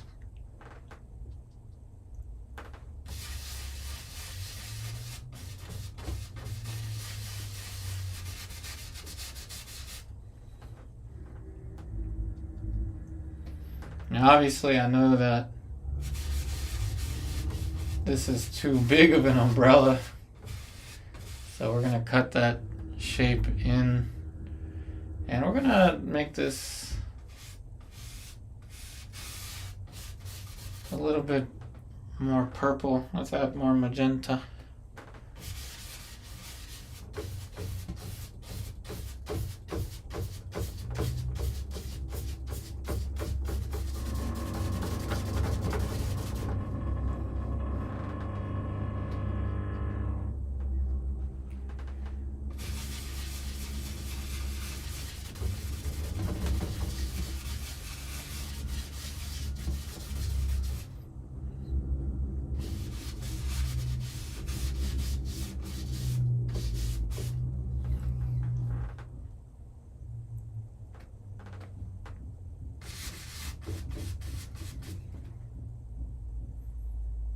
Phthalo blue and magenta.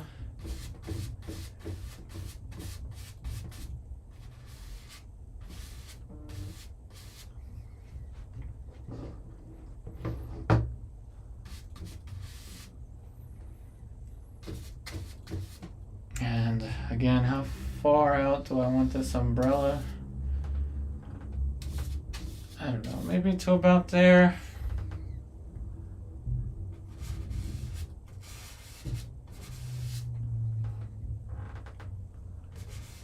Obviously the thing has to be symmetrical.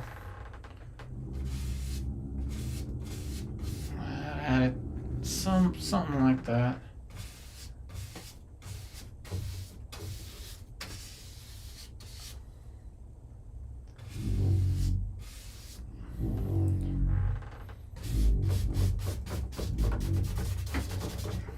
Okay. Now we're going to add some structure to the clouds.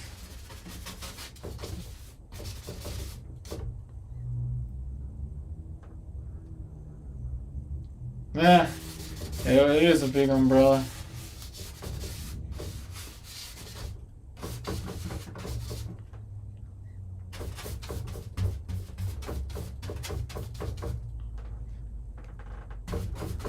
And then we're gonna make room for a tree branch.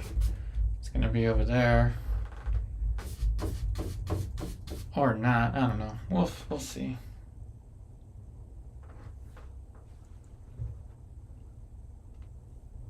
Yeah, I can imagine 150 for artist grade tubes. That's how much the lead white is for the big tube. And I don't even think it's 200 milliliters. It's the tube is like 150 milliliters, $150. It's like $1 a milliliter.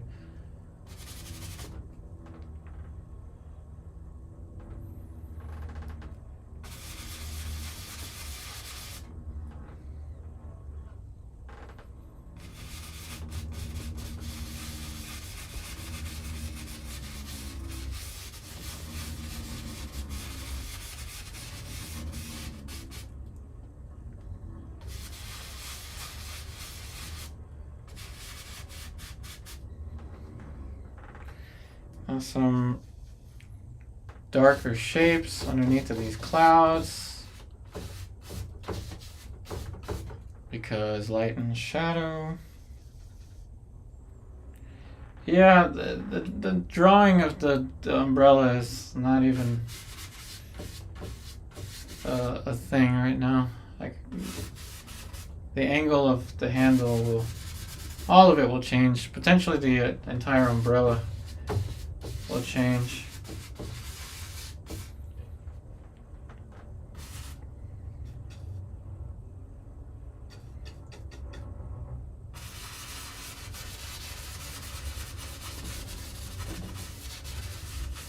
So yeah, working with big shapes is fun and all, but always remember that at some point you do have to go in and add the details. But it's easy to get stuck in in this kind of mindset of let's throw some shapes around and see if it works out. It's got to be a balance. Life is all about balance. We always get around to the details at some point, yeah. See now how we're fluffing out these clouds? Nice turbulent little clouds. Excellent point, Celeste. We always get to the details at some point.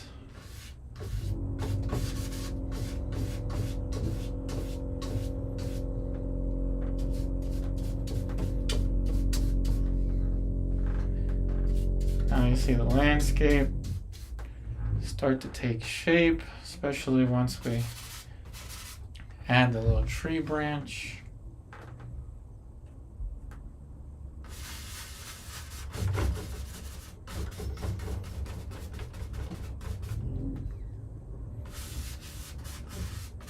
And I'm aware of when I'm crossing complementaries and I know that it grays out. So that's totally fine.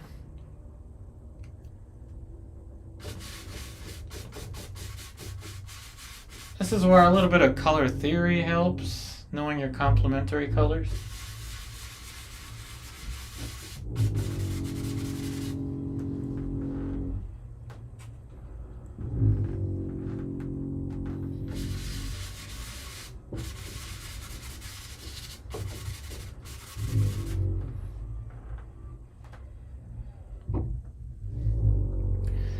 Almost like a dry brushing, kinda, yeah. Well, the canvas is definitely slicker than if it was completely dry, but somewhat like dry brushing, somewhat.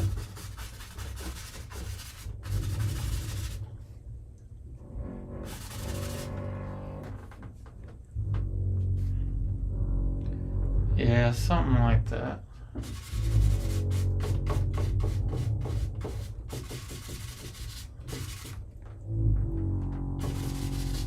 Now we're gonna have to have some top planes to the clouds above. Once we get there.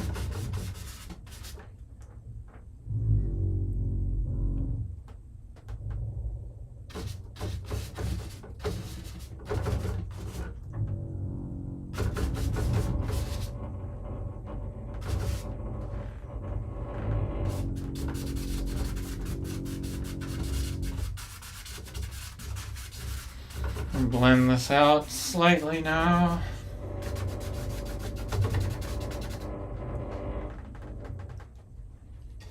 We're going to want some top planes to the clouds. Reminds you of a girl from your school days? That's funny. This is part reference, part made up. I may be a psychic. I may be able to identify whoever that girl is from your school days.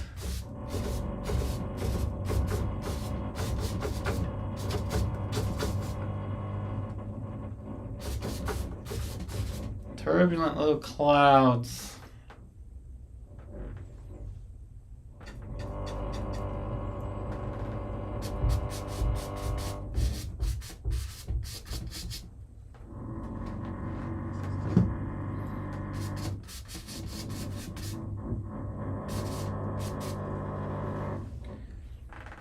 Okay, so it gets much lighter above here.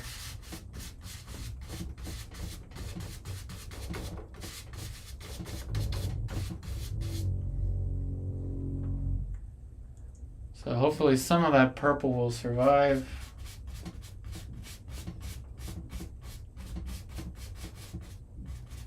And of course I'll keep the straight edge for the handle, and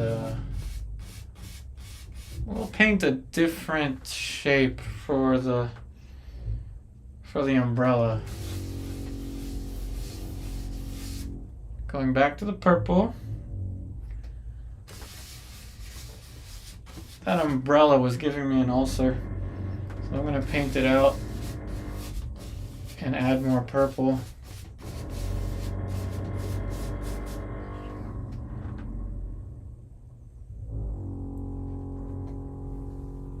Oh, get her number. Well, possibly. Yeah, let's paint that umbrella out and then add a different shape to the umbrella. She's just holding a stick now. Yeah, she's upset. She's holding a baseball bat. How dare you paint out my umbrella?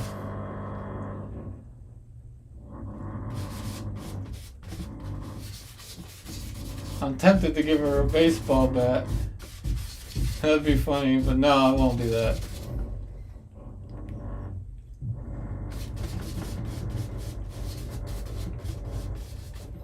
Turbulent little clouds.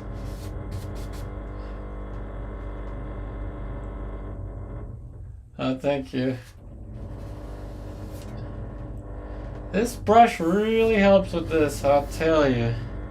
Wouldn't be able to paint this without this brush.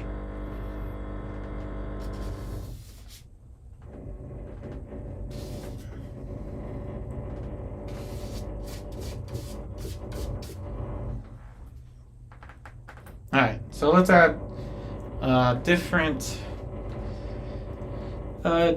umbrella brought to you by Dr. Pepper Zero Sugar.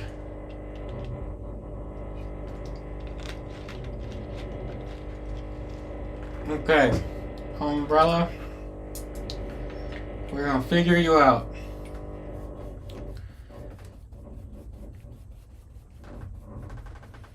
A lightning rod, or a kite, a baseball bat, I know. But no, we've got to add the umbrella, we have to. It's kind of essential to this look. A magic wand. First thing I'll do, hold on a second. First thing,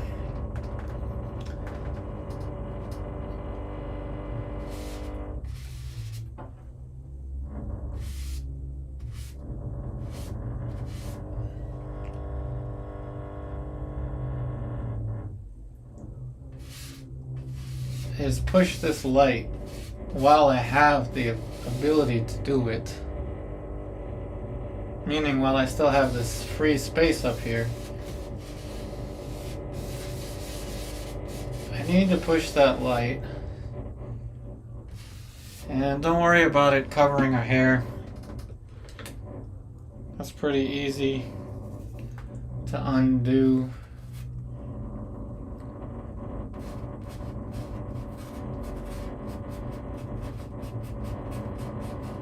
So don't worry about little things like that.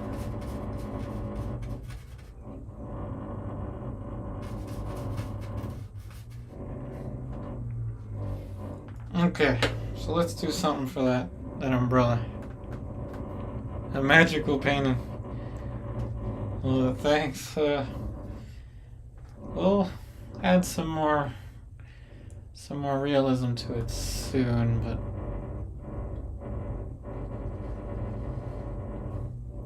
first things first. This line. Again, the straight edge is returning.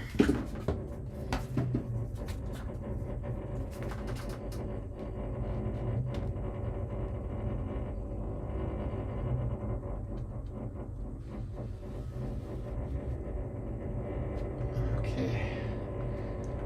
Return of the canvas. Let's go with a bluish undertone.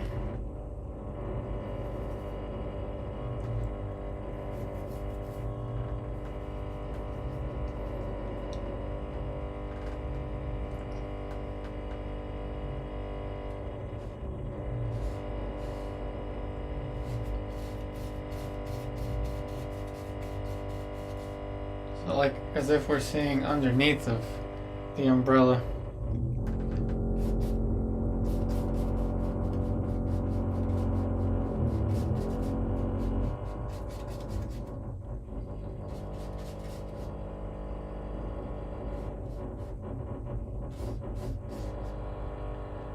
purple.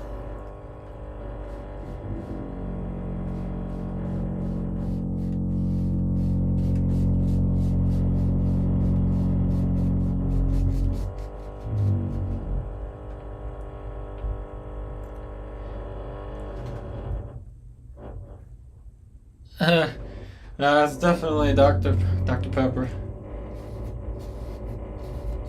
Definitely Dr. Pepper.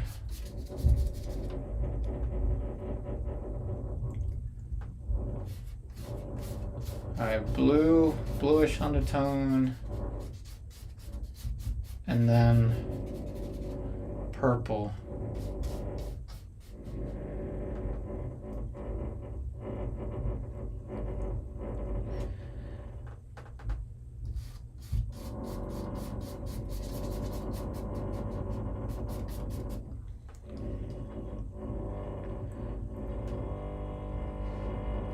Back to that handle.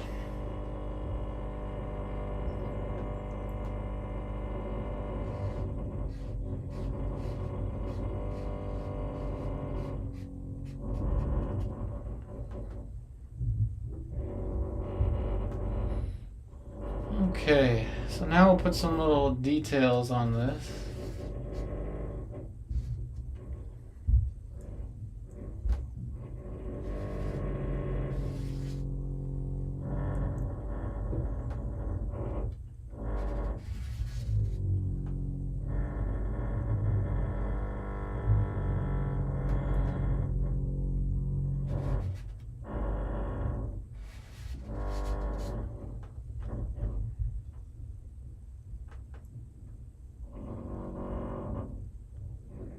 Yeah, that background noise is definitely stressing me out, but we are still here. Yeah, I'm sorry about all that background noise.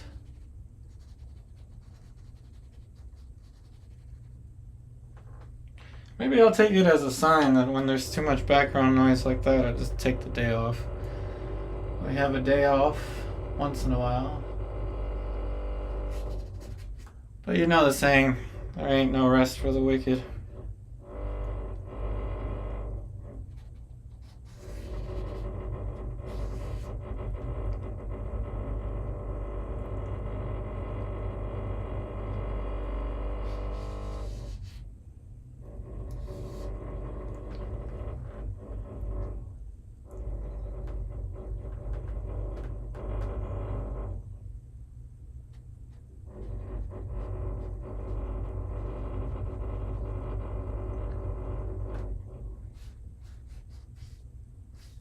Ain't no rest for the wicked here.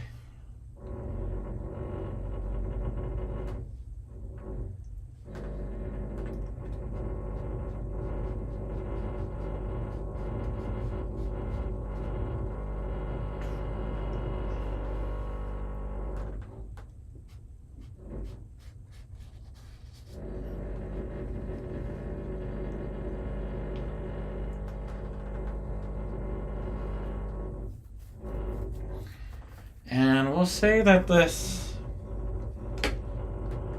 umbrella has some little things dangling.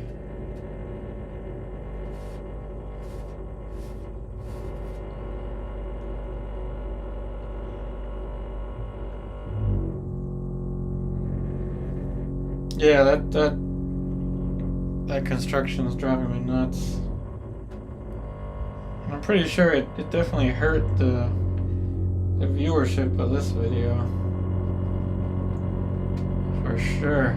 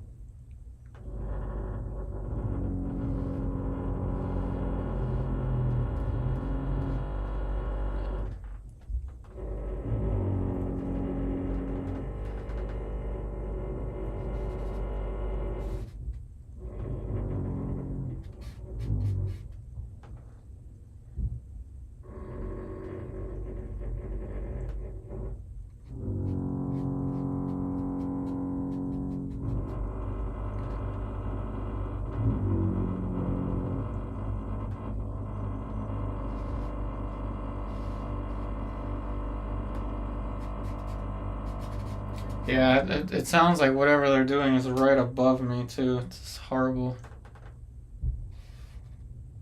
It's horrible.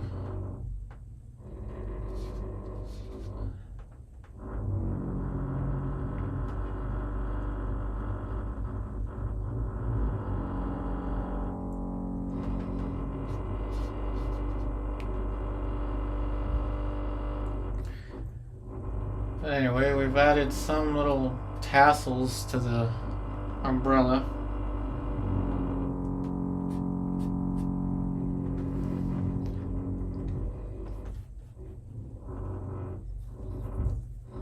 Okay, now we can add some of the detail to the dress. Spent a little bit longer than I needed to on that background.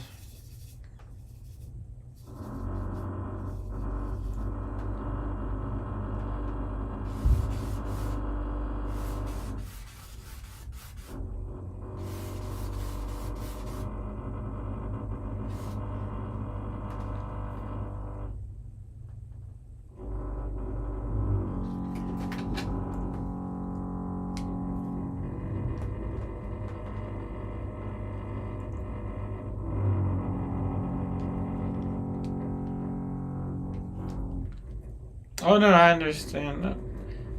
Oh, don't worry, Gigi. It's yeah, it's not good for anybody except for the landlord of this 16 or 15 story apartment complex. It was actually a nice lady, the landlord.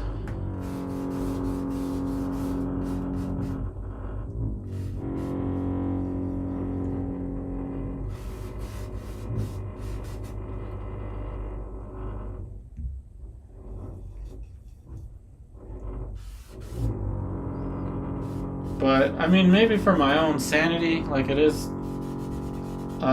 probably 15 times more difficult for me to paint and stream when that background noise is going off.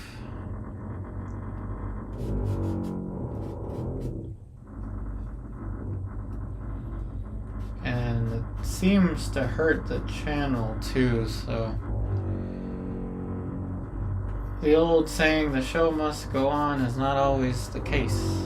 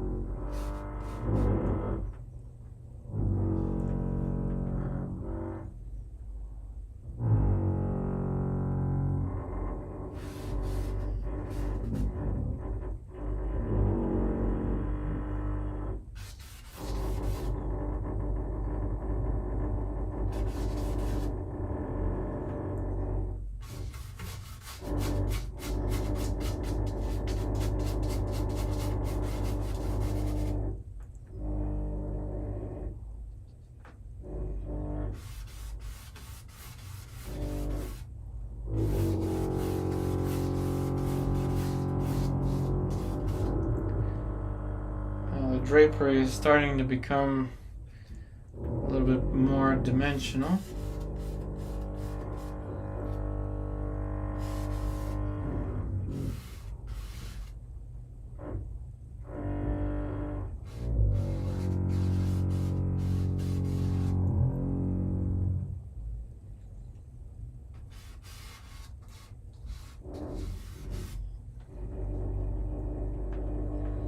This one might actually be a good one for a bookmark. But I'm going to be making bookmarks along with the prints, which will probably be more popular in the craft fairs. I don't know.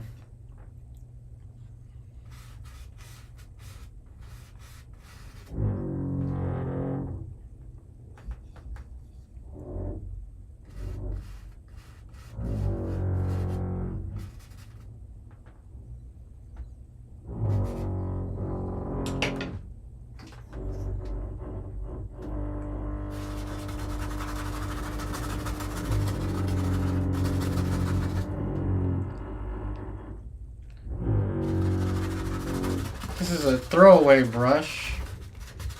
I just felt like this needed a tad bit more light before I put in the branches.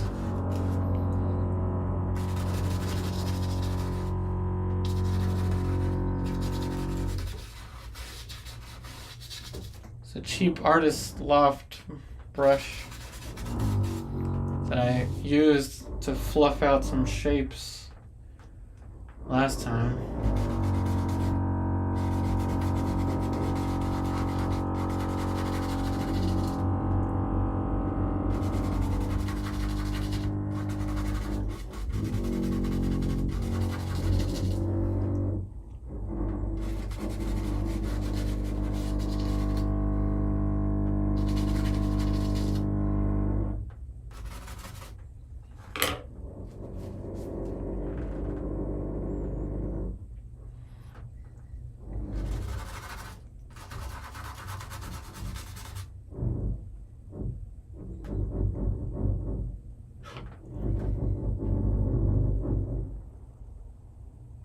You said some artists believe a really detailed drawing is 80% of a great painting. No, I don't think that's true. It's all relative, but I think most of a great painting is the composition. Details, anyone can paint details, but composition is really to me, it's really the most impressive thing. But you need to be able to have details in addition to composition for a full painting. No, I think the bigger thing is composition to a painting.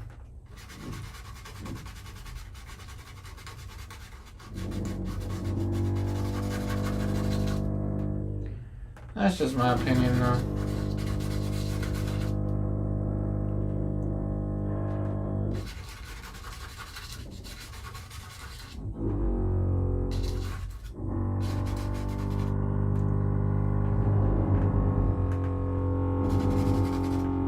My opinion.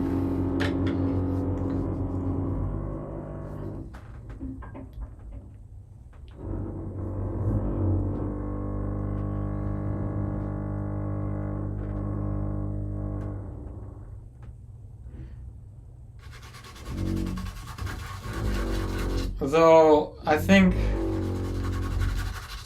in terms of like,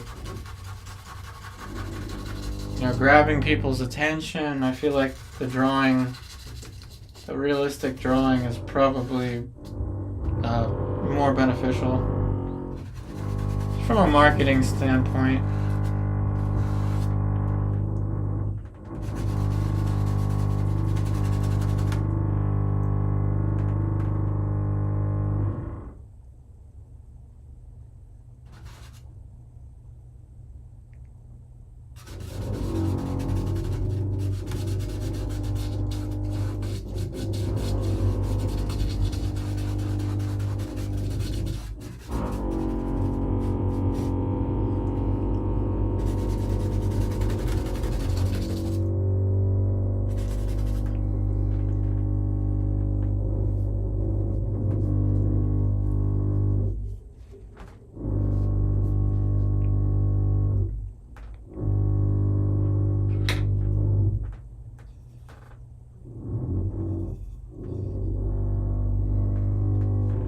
I'm doing a lot of just blurring my eyes, putting my glasses down.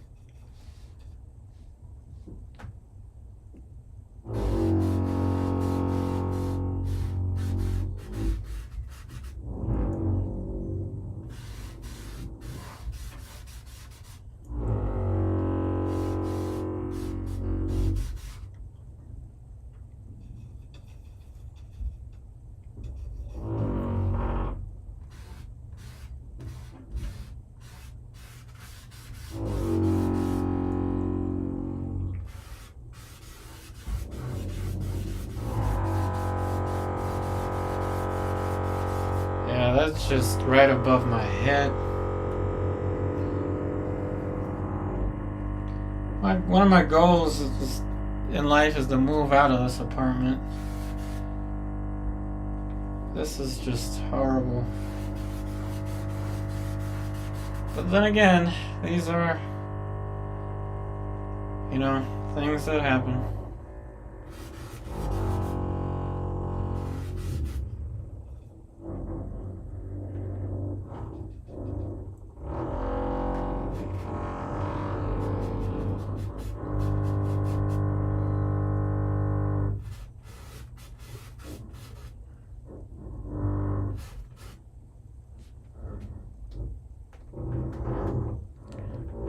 Thanks, I'm glad you like the new light setup.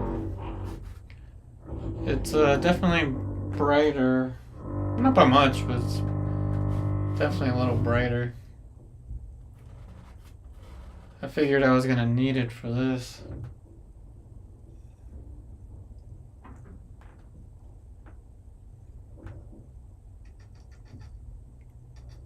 Alright, so we're at about 2 hours 11, so I'm gonna take a break soon. Oh no, they said that the construction would be over in 2 weeks, about 4 weeks ago. So it feels like it's been 4 weeks, but I don't really know how long it's been. But they said 2 weeks.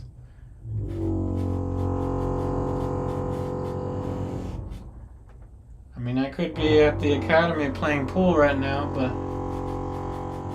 I'm trying to stick this out. Painting means more to me anyway.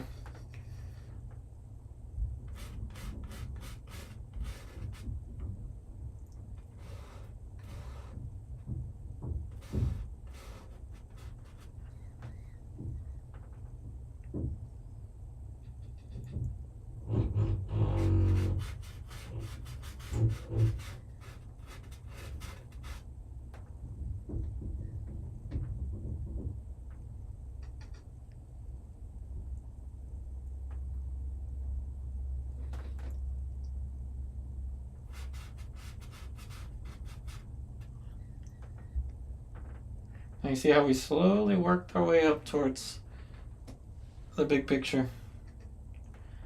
I don't even think we need the branches. I was gonna put branches here, but I don't think we need it.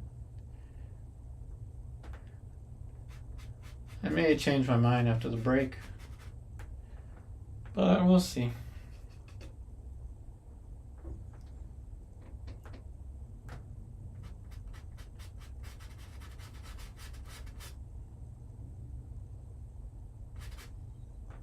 Let's put something in her hair.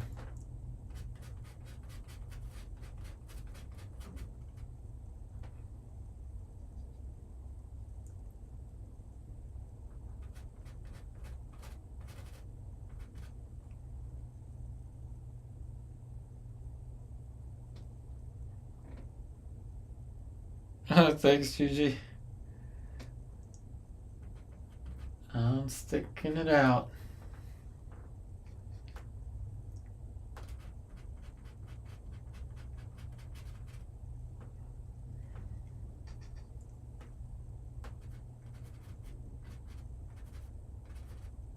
So put something in her hair. Nice little aesthetic touch.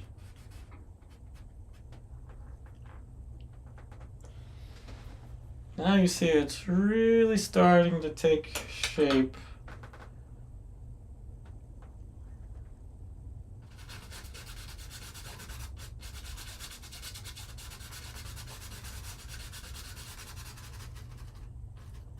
Really starting to take shape.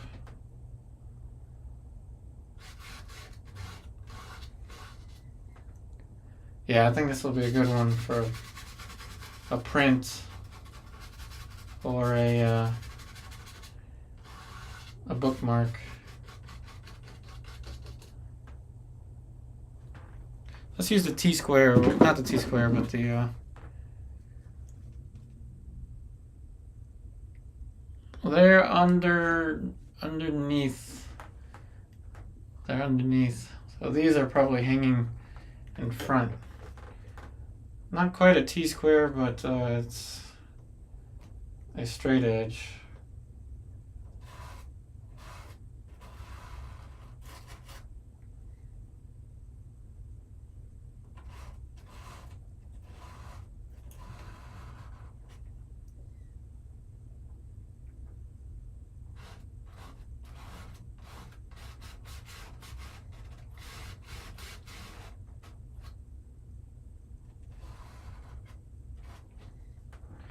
Make sure that that's straight. Thanks, Gigi.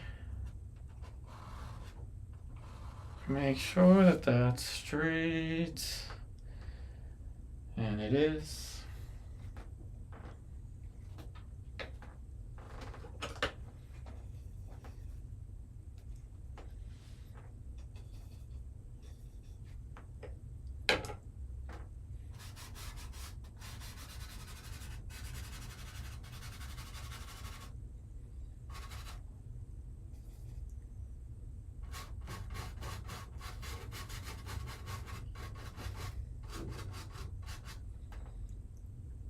Make that look a little transparent.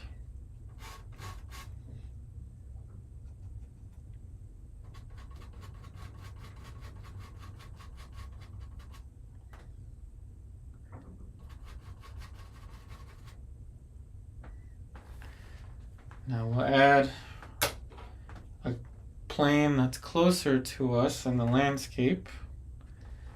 Then we will take a break. And I think that video was at 8 minutes something seconds. That portrait video.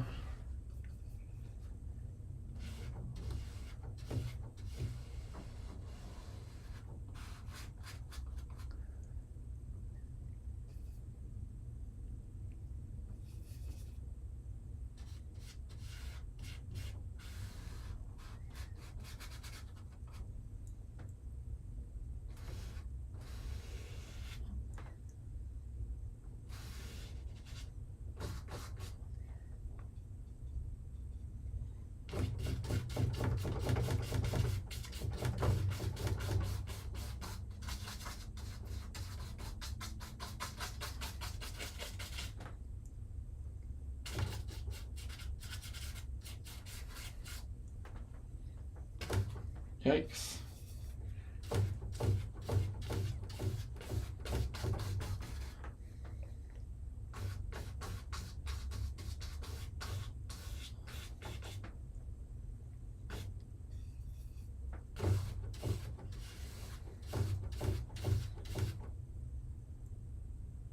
Eight minutes, 22 seconds. I'll start it at 8 minutes. Somewhere close to 8 minutes. That's good memory, good memory. I didn't remember that.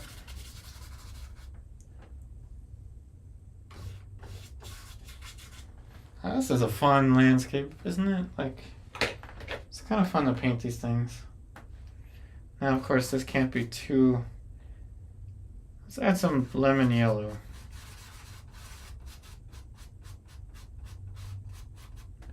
That can't be too much of a line.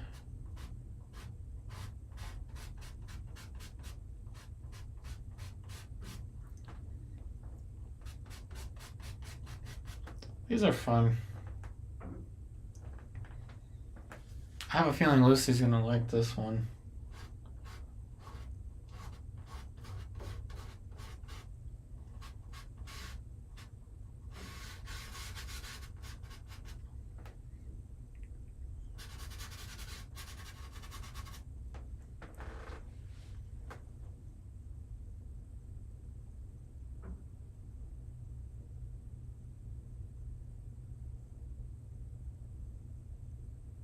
Oh, you just looked it up. Oh, that's okay.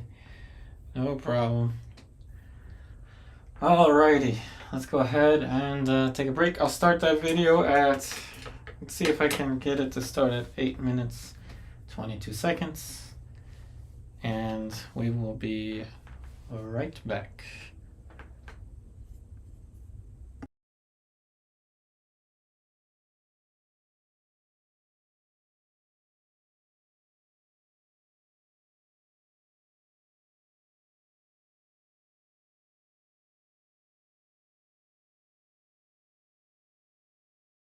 videos are pretty good. Going over 30 minutes, you may want to take a break because you're going to end up second guessing things.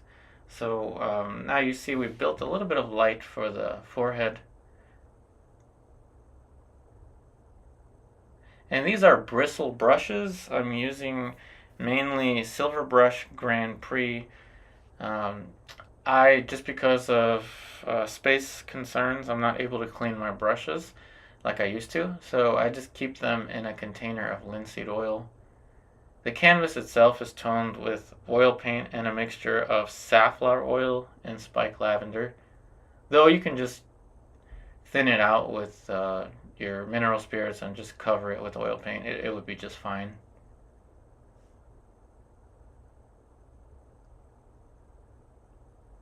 Now you're seeing we're sculpting out the plane for the frontal ridge of the skull. And this is a very sculptural approach. Rather than spend 10 minutes trying to draw the proportions of the face, we've spent 10 minutes working out the mass of the face, the structure for the mask of the face using mass.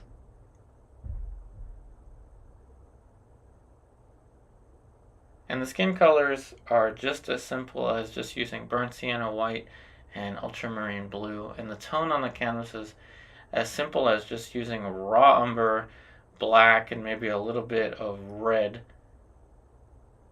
to tone it.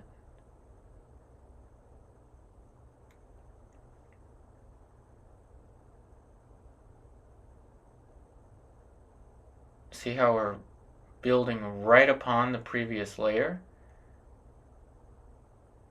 A little bit of the reddish color gives us the bottom area of the tear bag of the eye. Now we can fluff this out for the eye.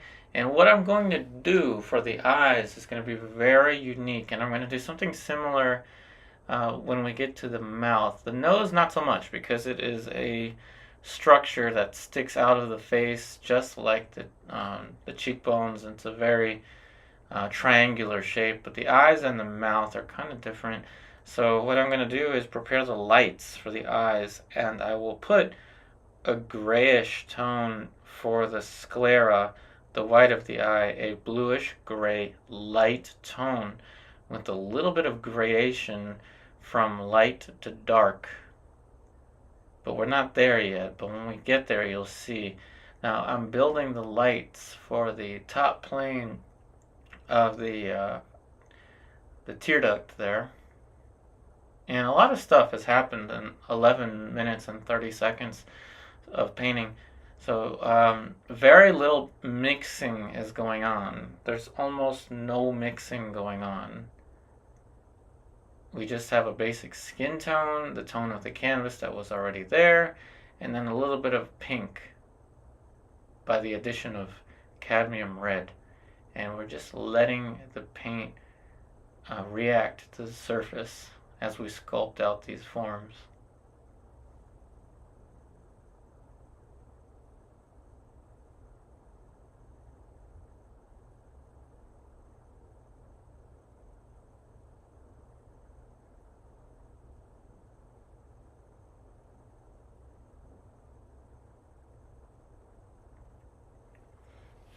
Now we have added the light for the nose, which is going to give us kind of a straightish nose, looking at the structure of the nose.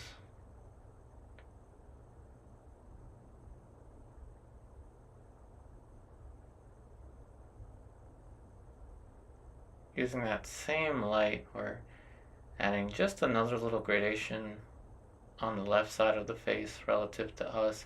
Now you can see how this pretty much completes the curvature of the mask of the face.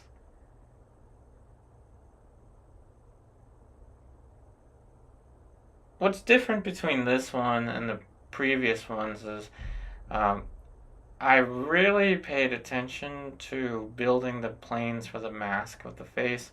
I had a question about why am I not just putting in a flat tone for the silhouette of the face like I did before, and that's because I'm really just experimenting with these different techniques, trying to optimize every single step. Now we're going in with that grayish tone that I was just talking about a couple minutes earlier. And it is a gray blue. Pretty much just using the same brush, by the way, as the skin tone.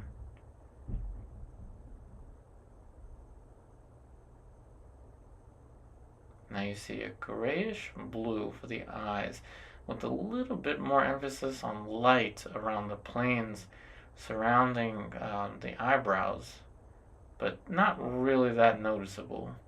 And we took that same brush because it had a cool tone, and we just applied what was left of it on the mandible, right underneath of the cheekbone. And that was a trick because we knew that the eyes were cooler, and the colors underneath of the cheekbone are also cooler. And when we do switch into the dark shapes and the pink for the mouth and other things, we will be switching brushes. So we will not clean any brushes at all in this entire painting. And now you see how we used that dark plane, just like a sculpture had a big chop, and now we kind of just soften that big chop and sculpted out a little bit more form for that cheekbone.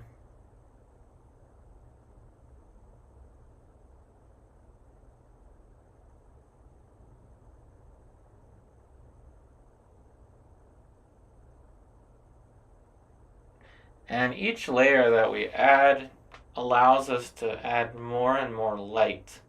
So we're basically working mid-tones up to the lights and down to the darks. But we start off with the mid-tones, and then we work our way up and down, respectively, based on whichever plane we're painting. The directionality of the plane relative to the light will determine the brightness of what we're painting. Now we're just about halfway through, a little bit more than halfway through the painting. Again, I want to emphasize the mask of the face is really important for this process, because when we add the darker brush, you will see a dramatic change in the appearance of this portrait. It's going to look almost like magic when we get there.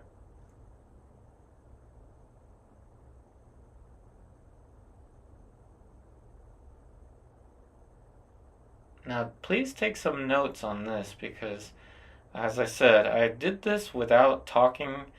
This is a narration after the fact, but there were some revelations in the process that I'm just now noticing as I'm narrating this footage.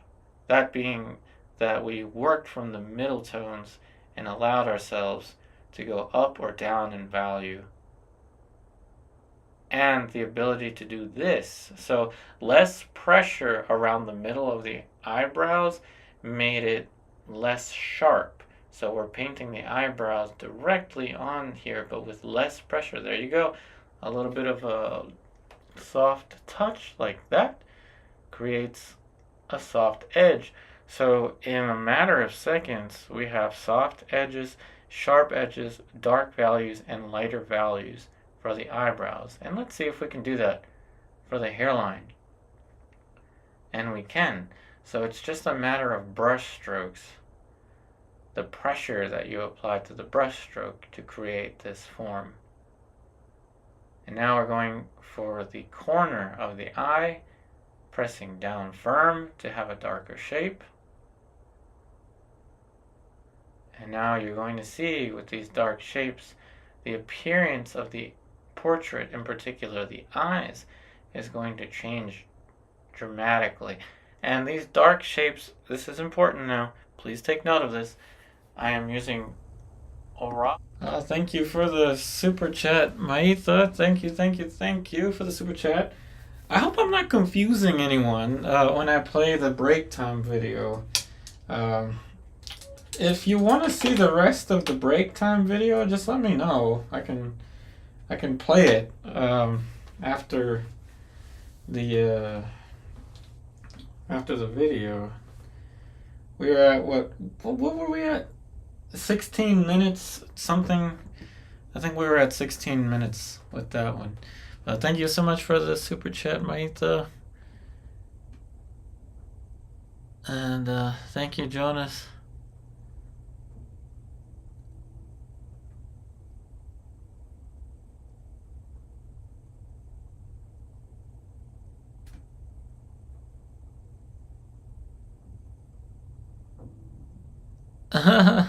That's funny, Gigi.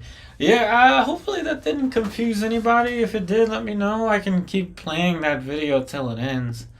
Yeah, my bad. Hopefully there wasn't too much confusion, but thank you for the super chat, mate. So just like I mentioned before, when we get to the final, the long stretch, we're just going to return to the face and just continue to develop it, because most of this is pretty much developed. I don't like that. I don't like that shape. So I'm going to blur that out, and then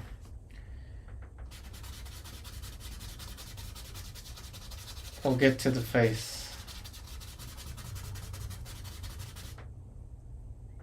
Yeah, hopefully this will do well in craft fairs or something like that. Of course, I'll have originals for sale too.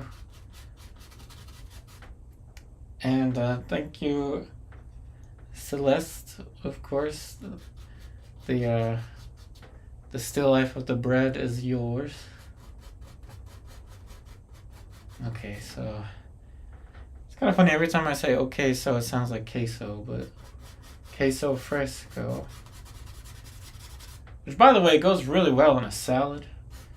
If you've ever had queso fresco. Okay, alright, so let's get back to the face now. On with it. On with the face now. I'm gonna get back to the sable brushes.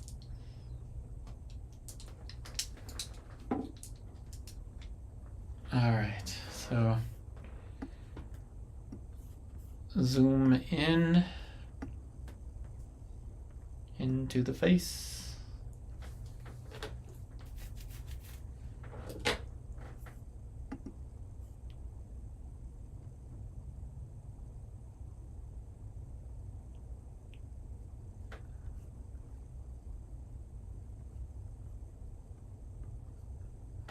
Okay, so just like usual, I'm going to have a light brush, a dark brush. And again, if I confused anyone, let me know. I'll go ahead and play the rest of the break time video. I didn't mean for that to happen. Whoops, I should have put something that said break time in there. I was going to upload that one to YouTube, and I decided not to because those 30-minute portraits don't seem to be of much interest. So instead, I'm working on a more developed one. I showed it to you yesterday. Fresh cheese. Yeah, I guess that's what it translates to.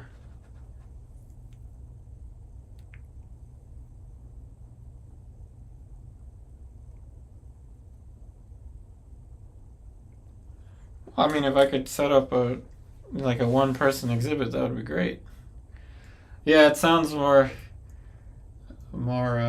exotic in Spanish, queso fresco. That's just what I've always called it. It goes really well, like if you crumple up the cheese, like on a salad. And yes, these are live streams, everybody. Live streams. So we can talk about almost anything that we can talk about on YouTube, including salad.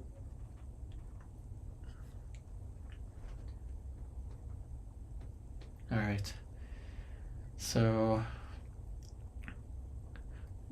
a little bit more light on the eye socket.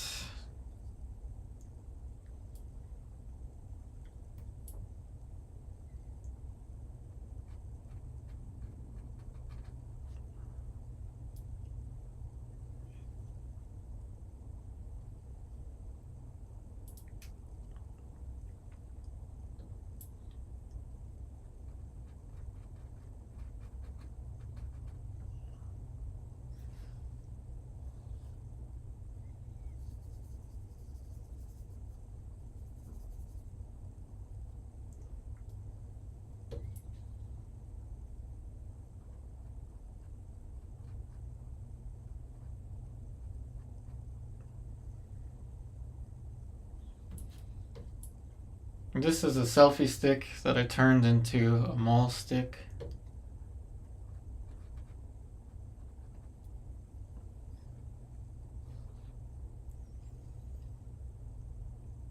So let's do away with that. That's bothering me.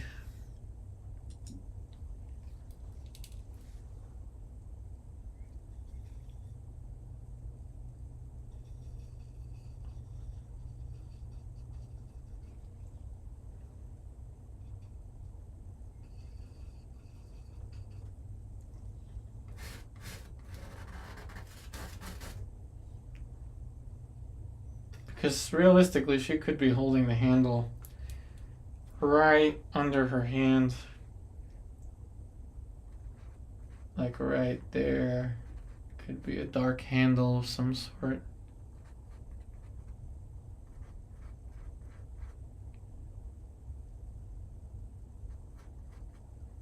Again, we just make these things up.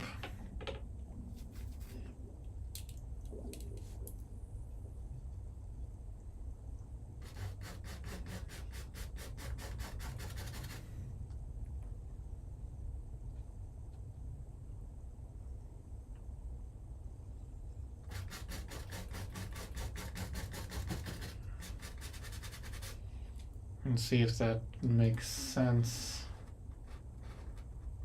from a distance.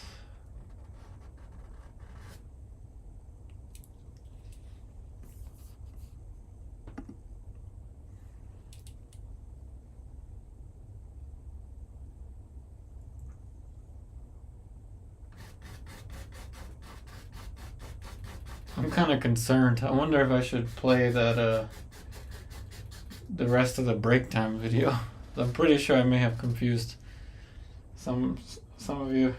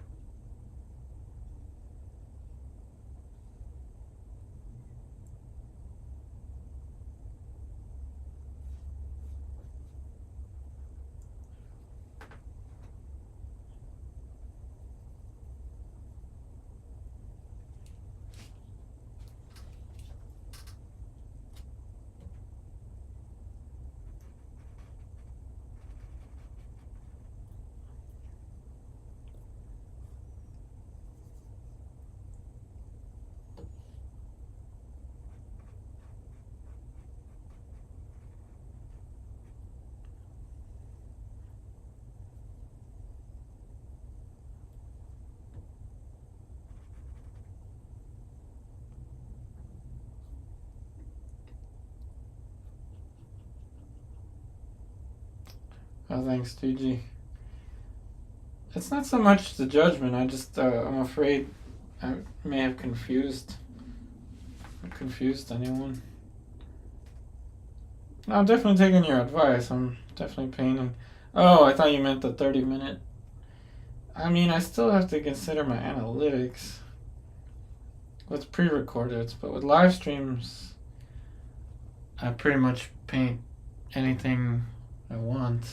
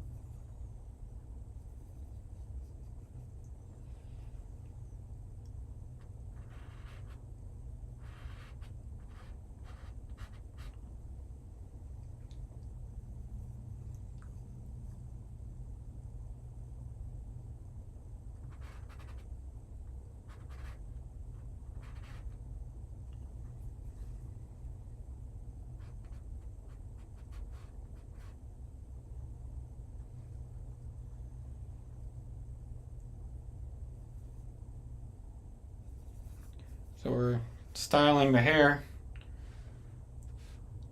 Put some, what are these called? Bangs? I don't know why they're called bangs. Why are these called bangs? Somebody knows. I don't know.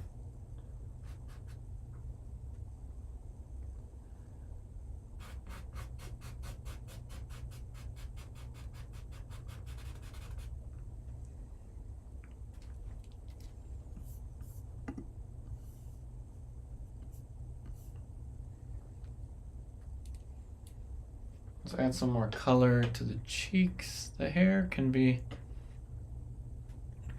nice and flat.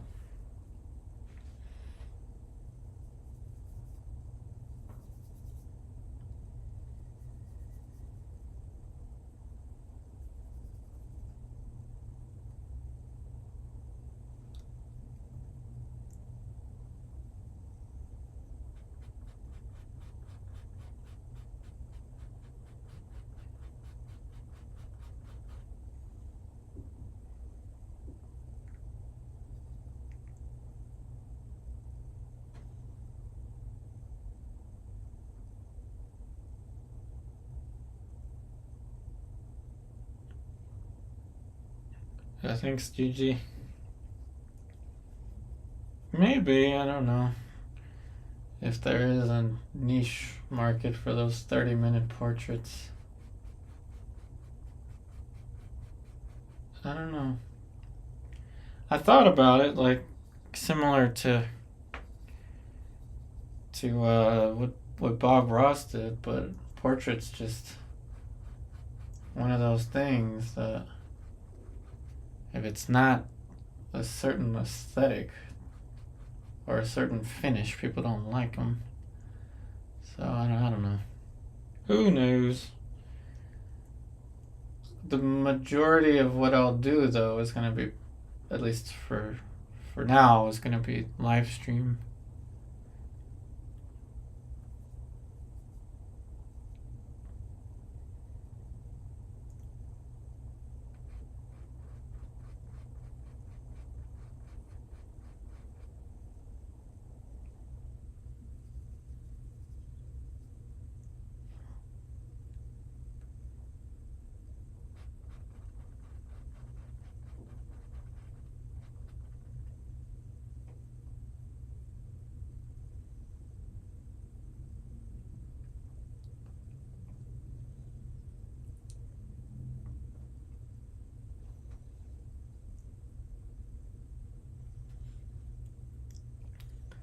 Let's see, so the hair of a horsetail horizontally so it's flat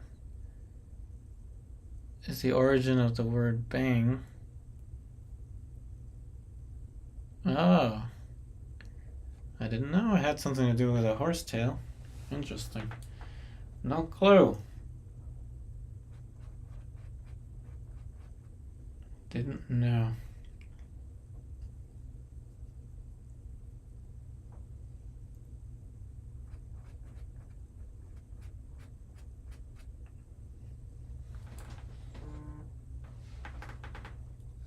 Thanks for all the likes on that Instagram post, by the way. I posted the one from yesterday.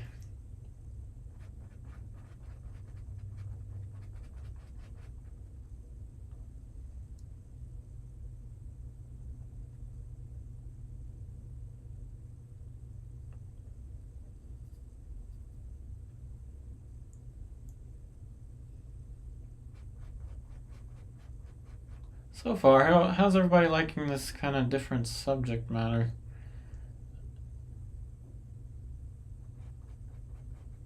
This is definitely a challenge, though I'm starting to get into a rhythm with these, like, doesn't feel as rushed. In the beginning it was kind of, I felt like it was like a Fast and Furious kind of thing. Then I kind of started to slow down. Called Fringe in England.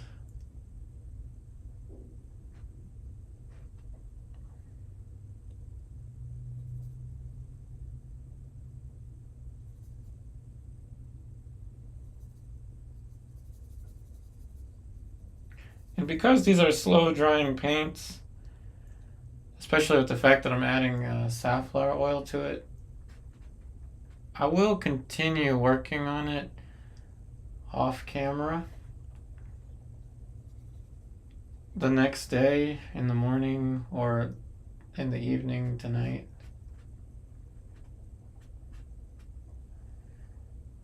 I've developed it so that I can keep working on it as long as I want. Though kind of the problem is this is almost like a whole foot above my head, so I have to keep raising my head. Just tilting my head back. I mean, it's not that big of a deal though. Hey Grace, welcome. This is Gigi. This is a size 4 sable cat's tongue brush. But you could compare it to the Dr. Pepper, like in the lid. You can compare the size to the Dr. Pepper. Not sponsored by Dr. Pepper.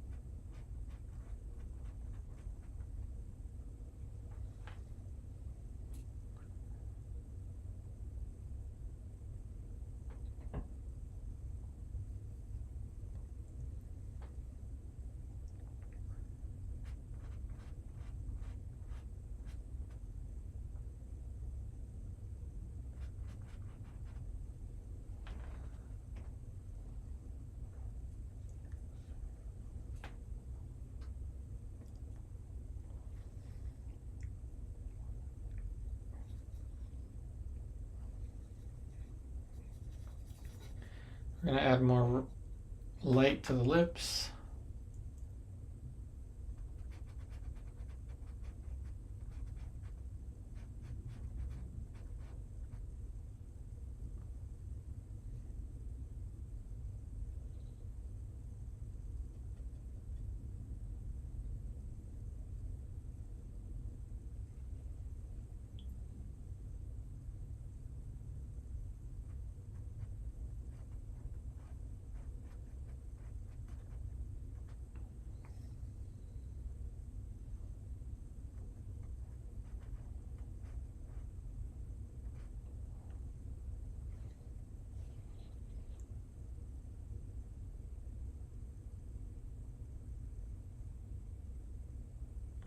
Well, thanks. I'm glad you liked the light, the luminosity in these. It really is something that I strive for, is combining form and light.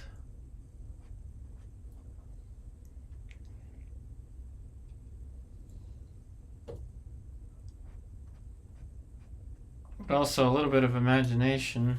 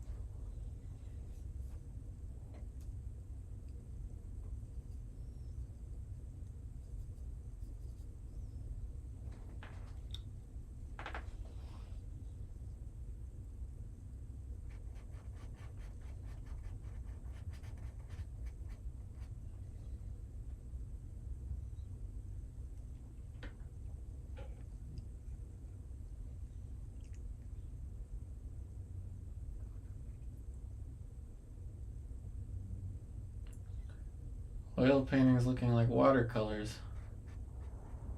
Interesting. Didn't think about that.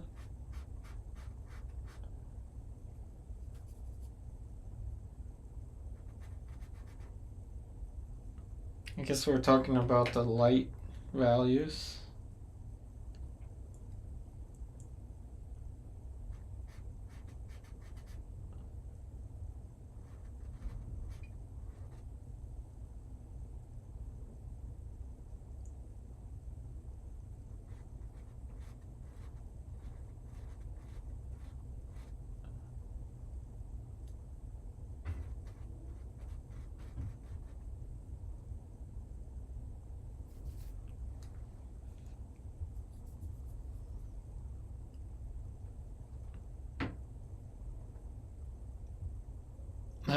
No, having a lot of imagination is not a problem.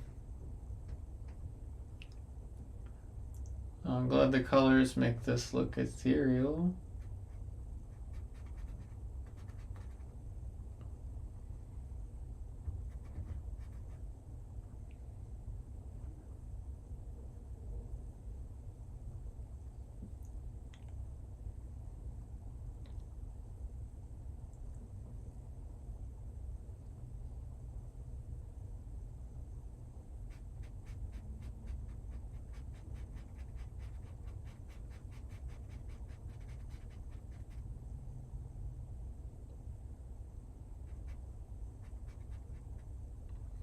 So I'm kind of thinking of a mix between Vermeer, Monet, Nelson Shanks,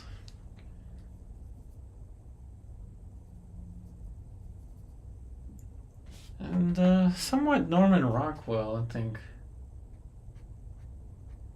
And the practicality, I guess.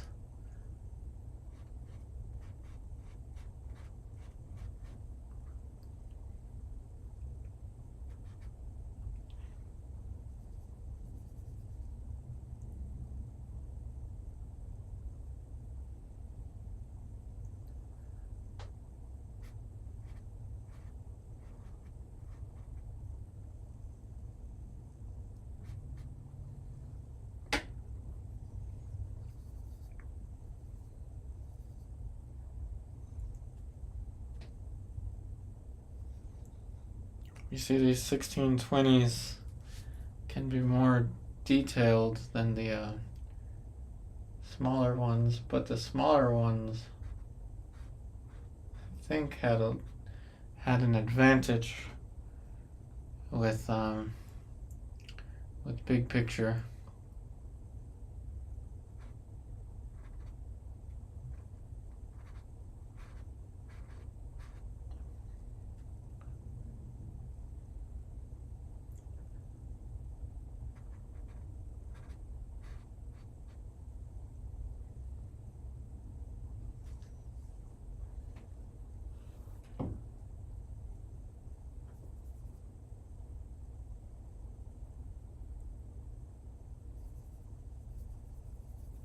Alright, let's go zoom out.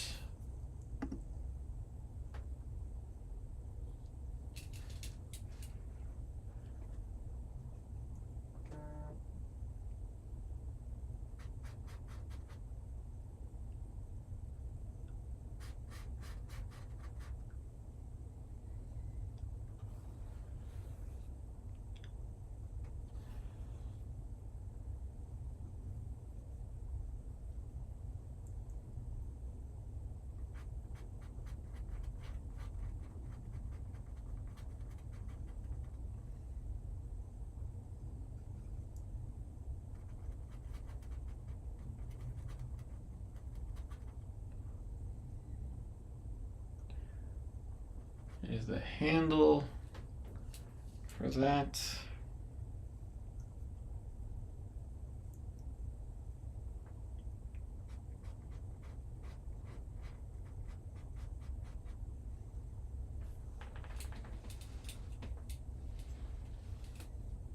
And we'll go back to that throwaway brush.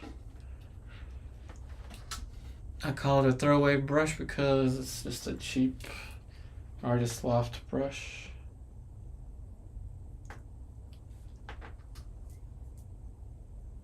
do that thing where we push the light around the corner of the face.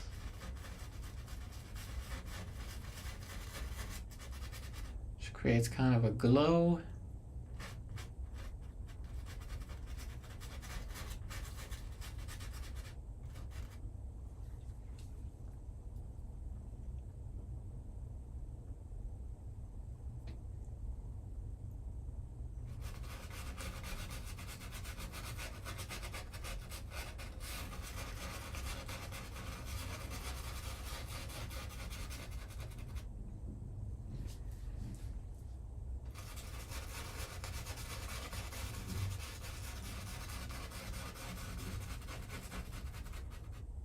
So it looks like we're trying to work our way up to a one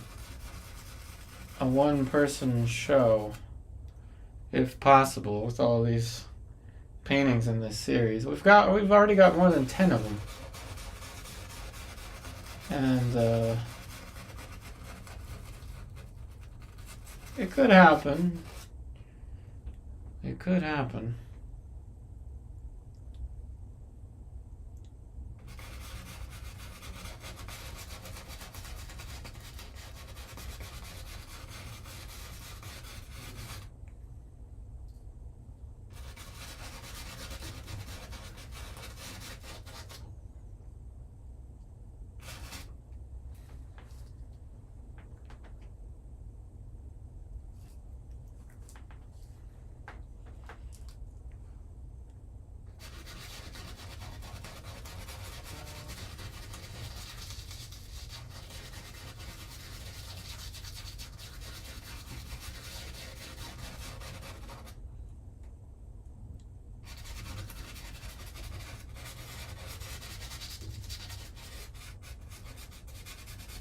Now I'm going and I am eliminating some of those long brush strokes from the beginning that we did with that big brush, because I don't want it to look like a paint night landscape.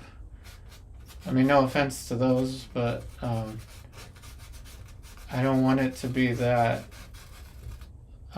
brushy in the background.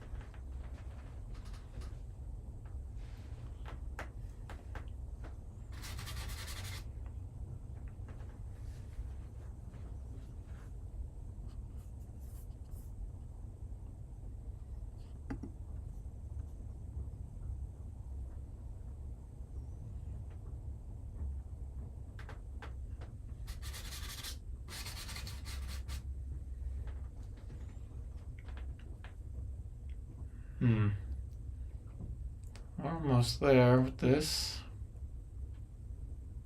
Almost there.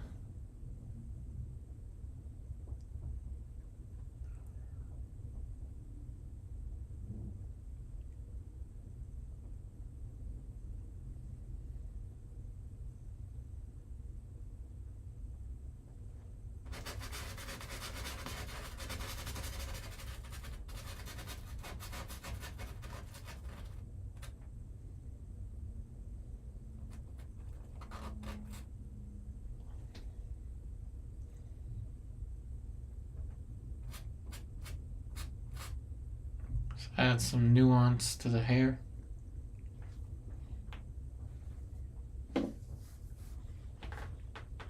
This will make 19. Holy moly. 19. One of them will actually find its way to a new home soon.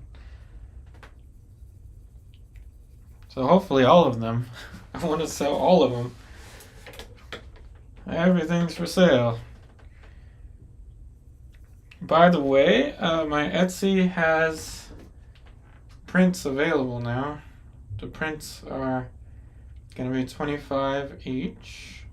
They'll be signed on the back side. If you don't want to use Etsy, just use my email. It's in the description box of the video. So let's see, currently, wait a minute, did I not publish it? I may not have published it. Let me check. I thought I published it.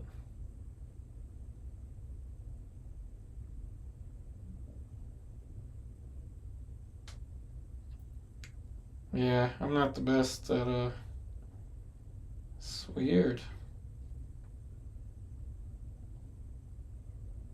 Oh, okay. So this one is available. But actually, you can have any of them. I just have the springtime one. You can see the thumbnail of the springtime. So, or I can just show you the actual print. Why don't I do that? But yeah, there's 19 paintings in the series now, I think. Yeah, so 19 of them. So you can have a print of any of them that you want. I'll sign the back with a Sharpie. This is just a sample print. So I'll sign it with a Sharpie. But these are now available on my Etsy, or just use my email. You can always just Venmo me and we'll just use email. My email is in the description box of the video.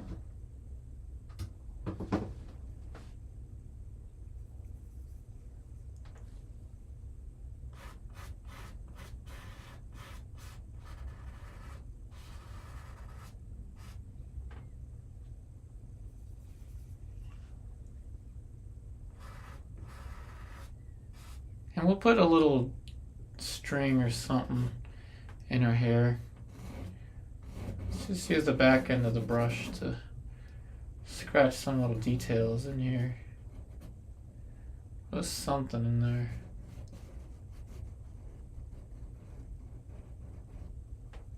Little details for the hair.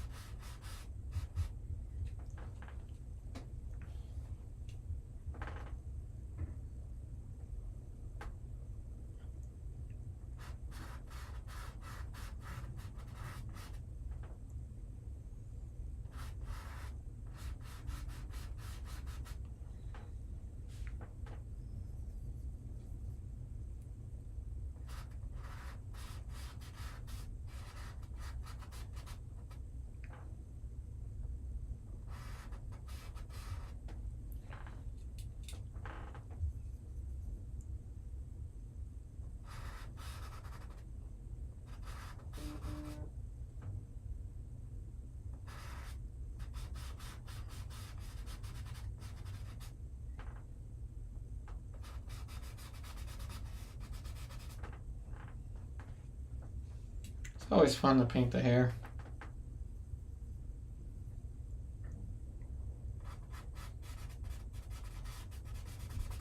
Just little hints of red in the hair for the light from the sky. Let's add some little details to whatever she's wearing on her head.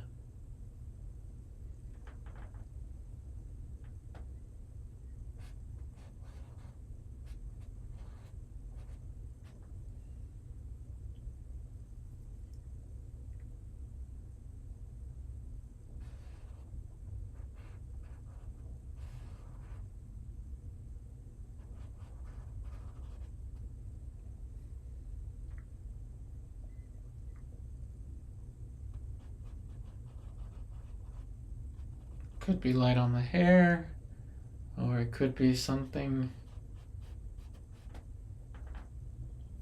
from the headdress or whatever we're gonna call this.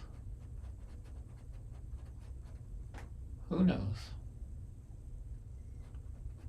But I don't want to make up too much stuff. Always best to look at it from a distance. from a distance. It's kind of working out.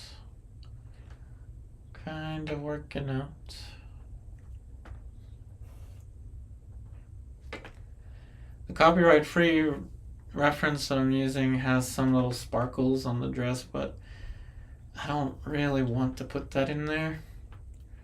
I kind of like this ethereal, whatever, however we pronounce it, kind of blankness to this.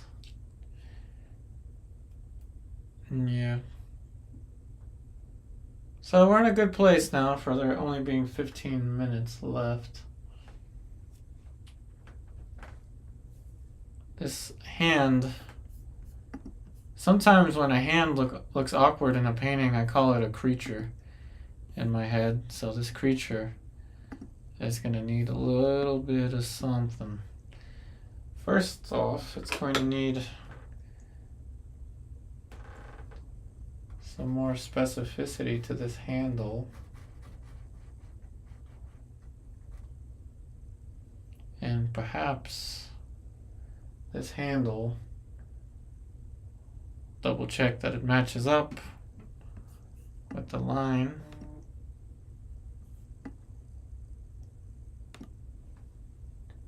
And it does.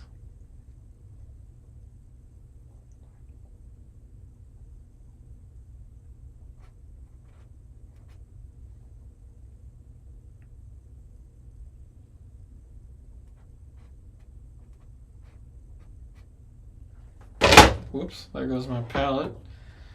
It's still good. I'll show you how I set up the palette actually. It's kind of interesting. It's on a box. This is why I bumped into it. It's on a box, but it's surrounded by paper towel. That's my current setup.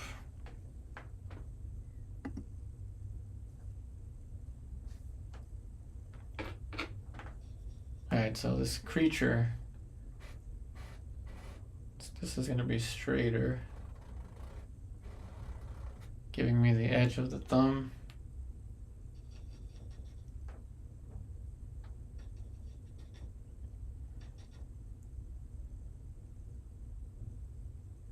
So how about that? 19 paintings in the series. That means tomorrow will be 20.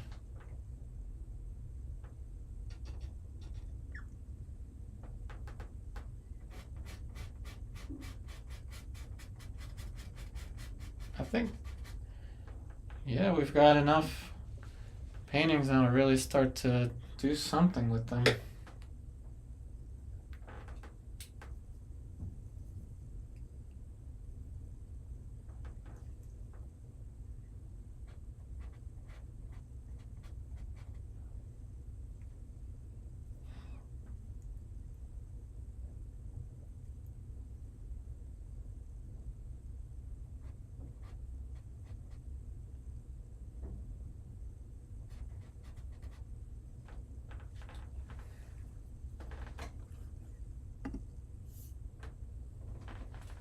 Now, if I really wanted to make it Monet-like, I would have angled this. But I chose not to. I don't know. I'm kind of happy with this the way it is. We got 10 minutes left. I'm not even sure that I want to render more on the face. I mean, we did that pretty extensively yesterday in yesterday's painting. So maybe possibly we'll just clean up some stuff here.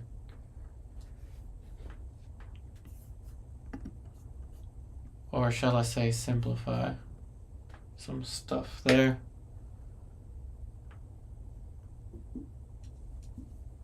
So back to the purple and a big brush. See if we can create a bottom plane.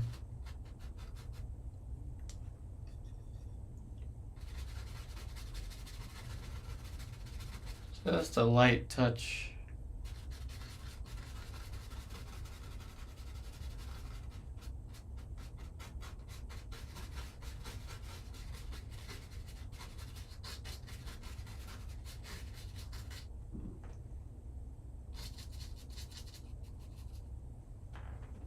Yeah, I think Lucy's really gonna like this one.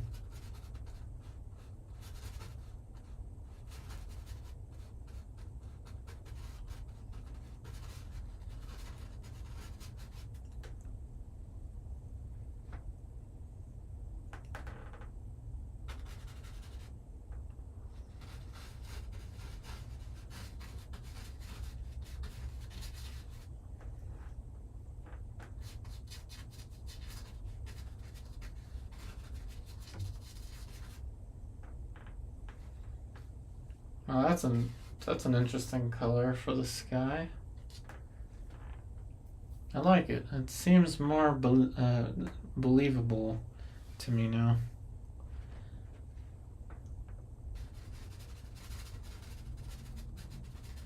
Alright, well, we got the 10 minutes left. Now 9 minutes. Let me know if you want me to play the rest of that video in case I confused anyone earlier. If not, we'll just play the rest of it tomorrow.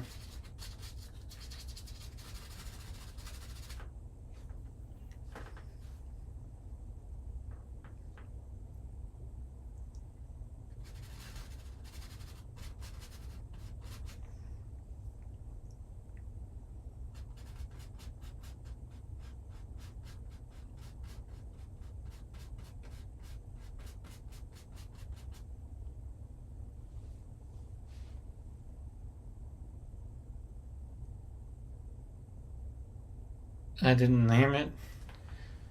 I don't even remember which one that is. You mean the one with the rose? Or I don't remember. I didn't name it. It's so tough to name these.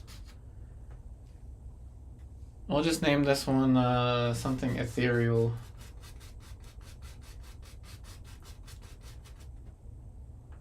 Yeah, I really like whatever happens with this brush on this side of the paint. This is the happening side right here. There's something going on here that's pretty cool. Sometimes I just don't even know what it is that creates a certain effect. It just does. It just brings everything together. Now we'll get another sacrificial cheap brush to do something with that edge.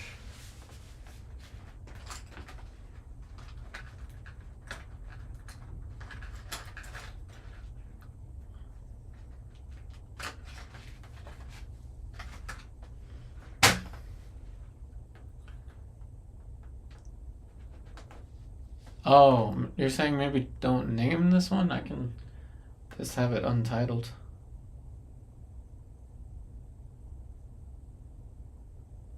I am terrible at naming things. Naming paintings, that is. It's my sacrificial brush.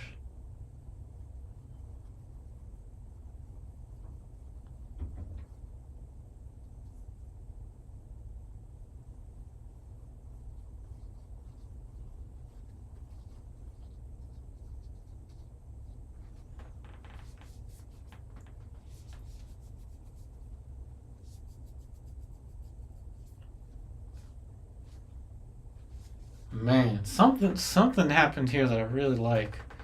I can't tell what it is, but I really like whatever happened there.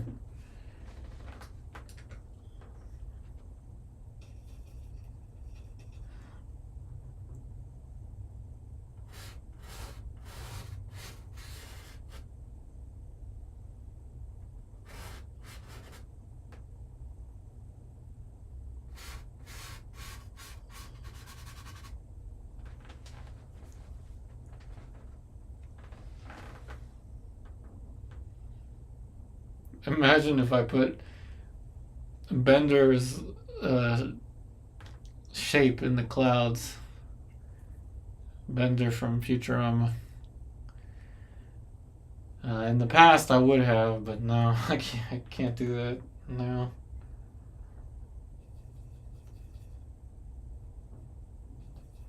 Especially with the copyright thing.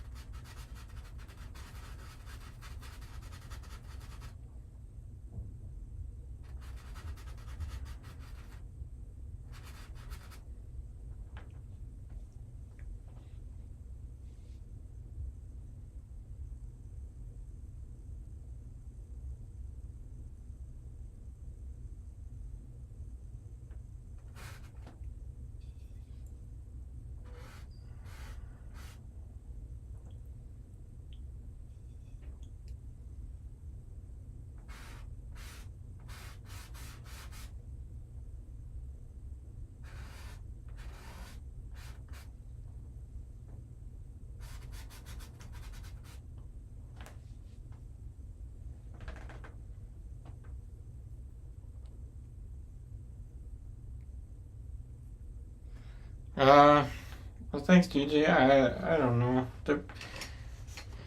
There might be some galleries in this area. I'm not sure. Lucy really wants me to do craft fairs, so I'll probably do craft fairs to sell the prints and stuff.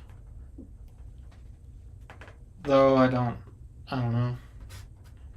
Oof, which brush is this? This is supposed to be the sacrificial one. Blend this out.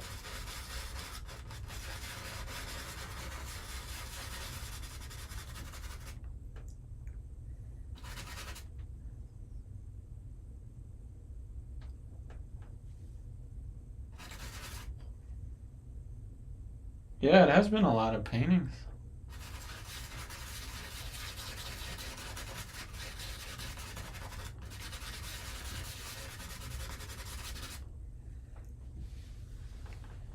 Yep, that's my favorite cloud so far. Definitely my favorite cloud.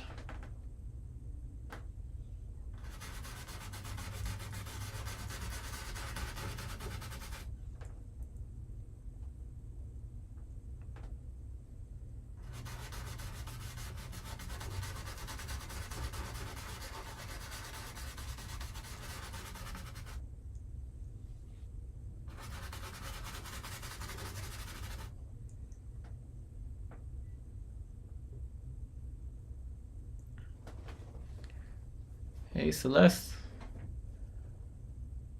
Definitely not Mary Poppins anymore. This painting should be called A Moment in Time. Okay. You can call it A Moment in Time.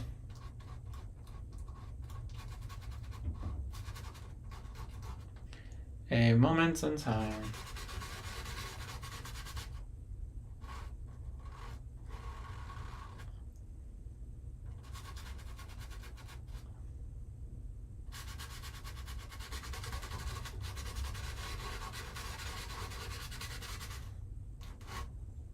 The sacrificial brush is losing some hairs.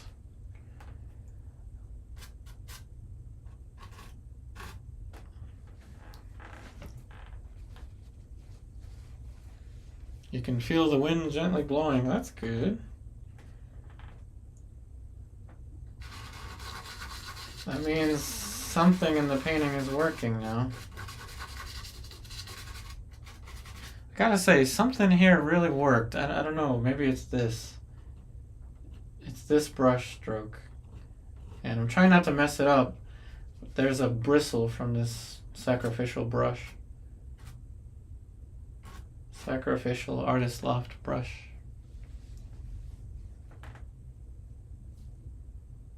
Yeah, Roger, I can do a landscape, just like an only a landscape. I might do that on Friday. Last week, I totally forgot that it was Friday, and I streamed something kind of like this with a person in it. But Fridays are shorter days for me. And not last Friday, but the one before that. Because I was off for the couple days last week.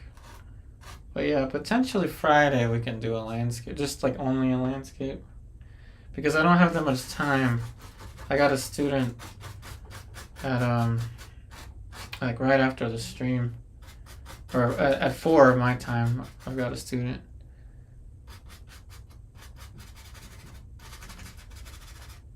So Friday could be the day.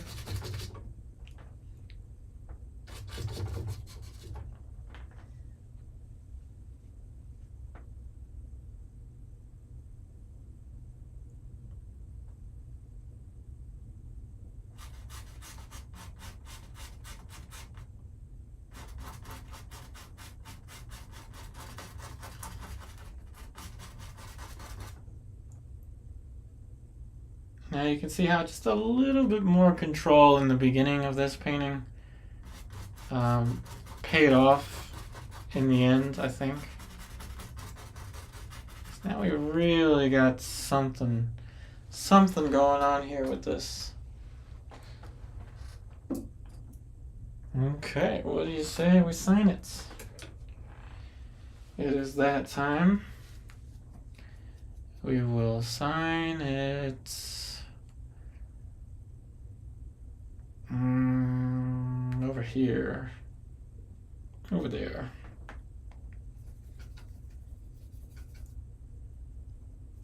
With a dark blue.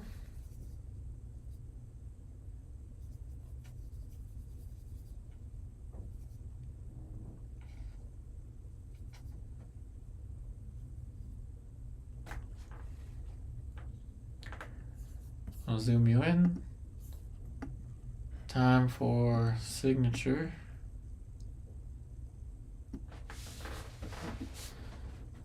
You know what? Nope, I'm not gonna do that. Because YouTube might thumbnail that. So let me just leave it here. Hopefully it doesn't thumbnail that. Alright, let's put the signature over here.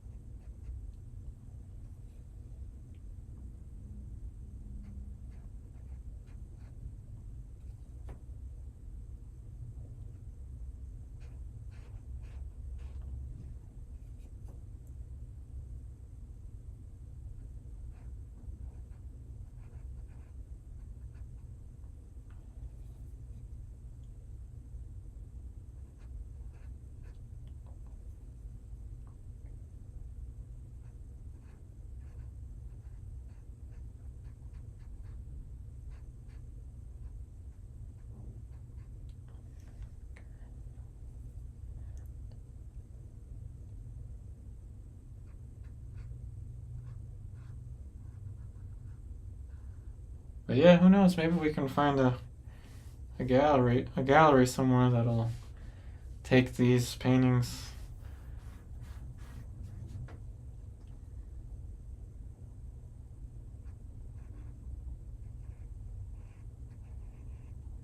I think somebody mentioned something about a smoke shop. Yeah, the construction finally shuts off at the end. Right?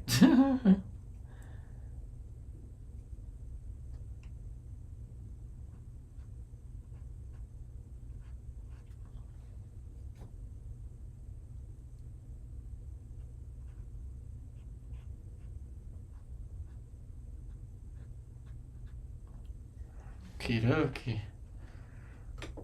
There we have the signature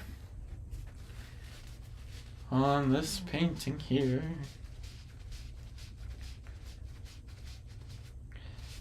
Yeah, that's cool that you're in Philly, Celeste, because I still got some art friends over there. Lady named Robin Fry, spelled F-R-E-Y. So, yeah, Philadelphia is not too far-fetched for me. Philadelphia is not too far.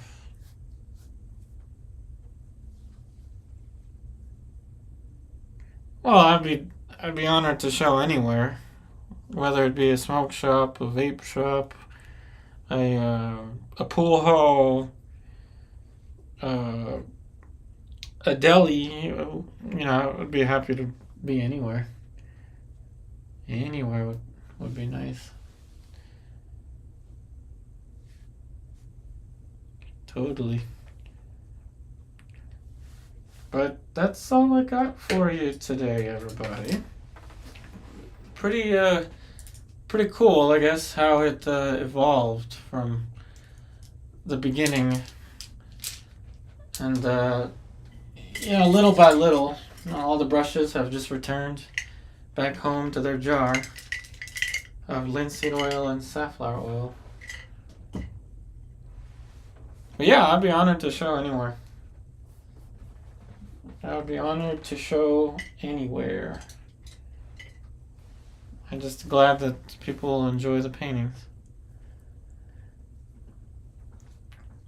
But that's all I got for you today. Remember, everybody, the schedule is Monday through Friday, 1:30 p.m. Eastern Daylight Time. That is whatever 1:30 p.m. DC is for you. And again, Monday through Friday, though sometimes life happens and I can't show up, but we've been here pretty consistently these days. So I look forward to seeing you all. Thanks, Celeste. Gigi. And thanks for the super chat, Maitha. Thank you, everybody. Hopefully I didn't confuse you with the break time video, everyone. But once again, I wish you all the very best, and I will see you on the next one.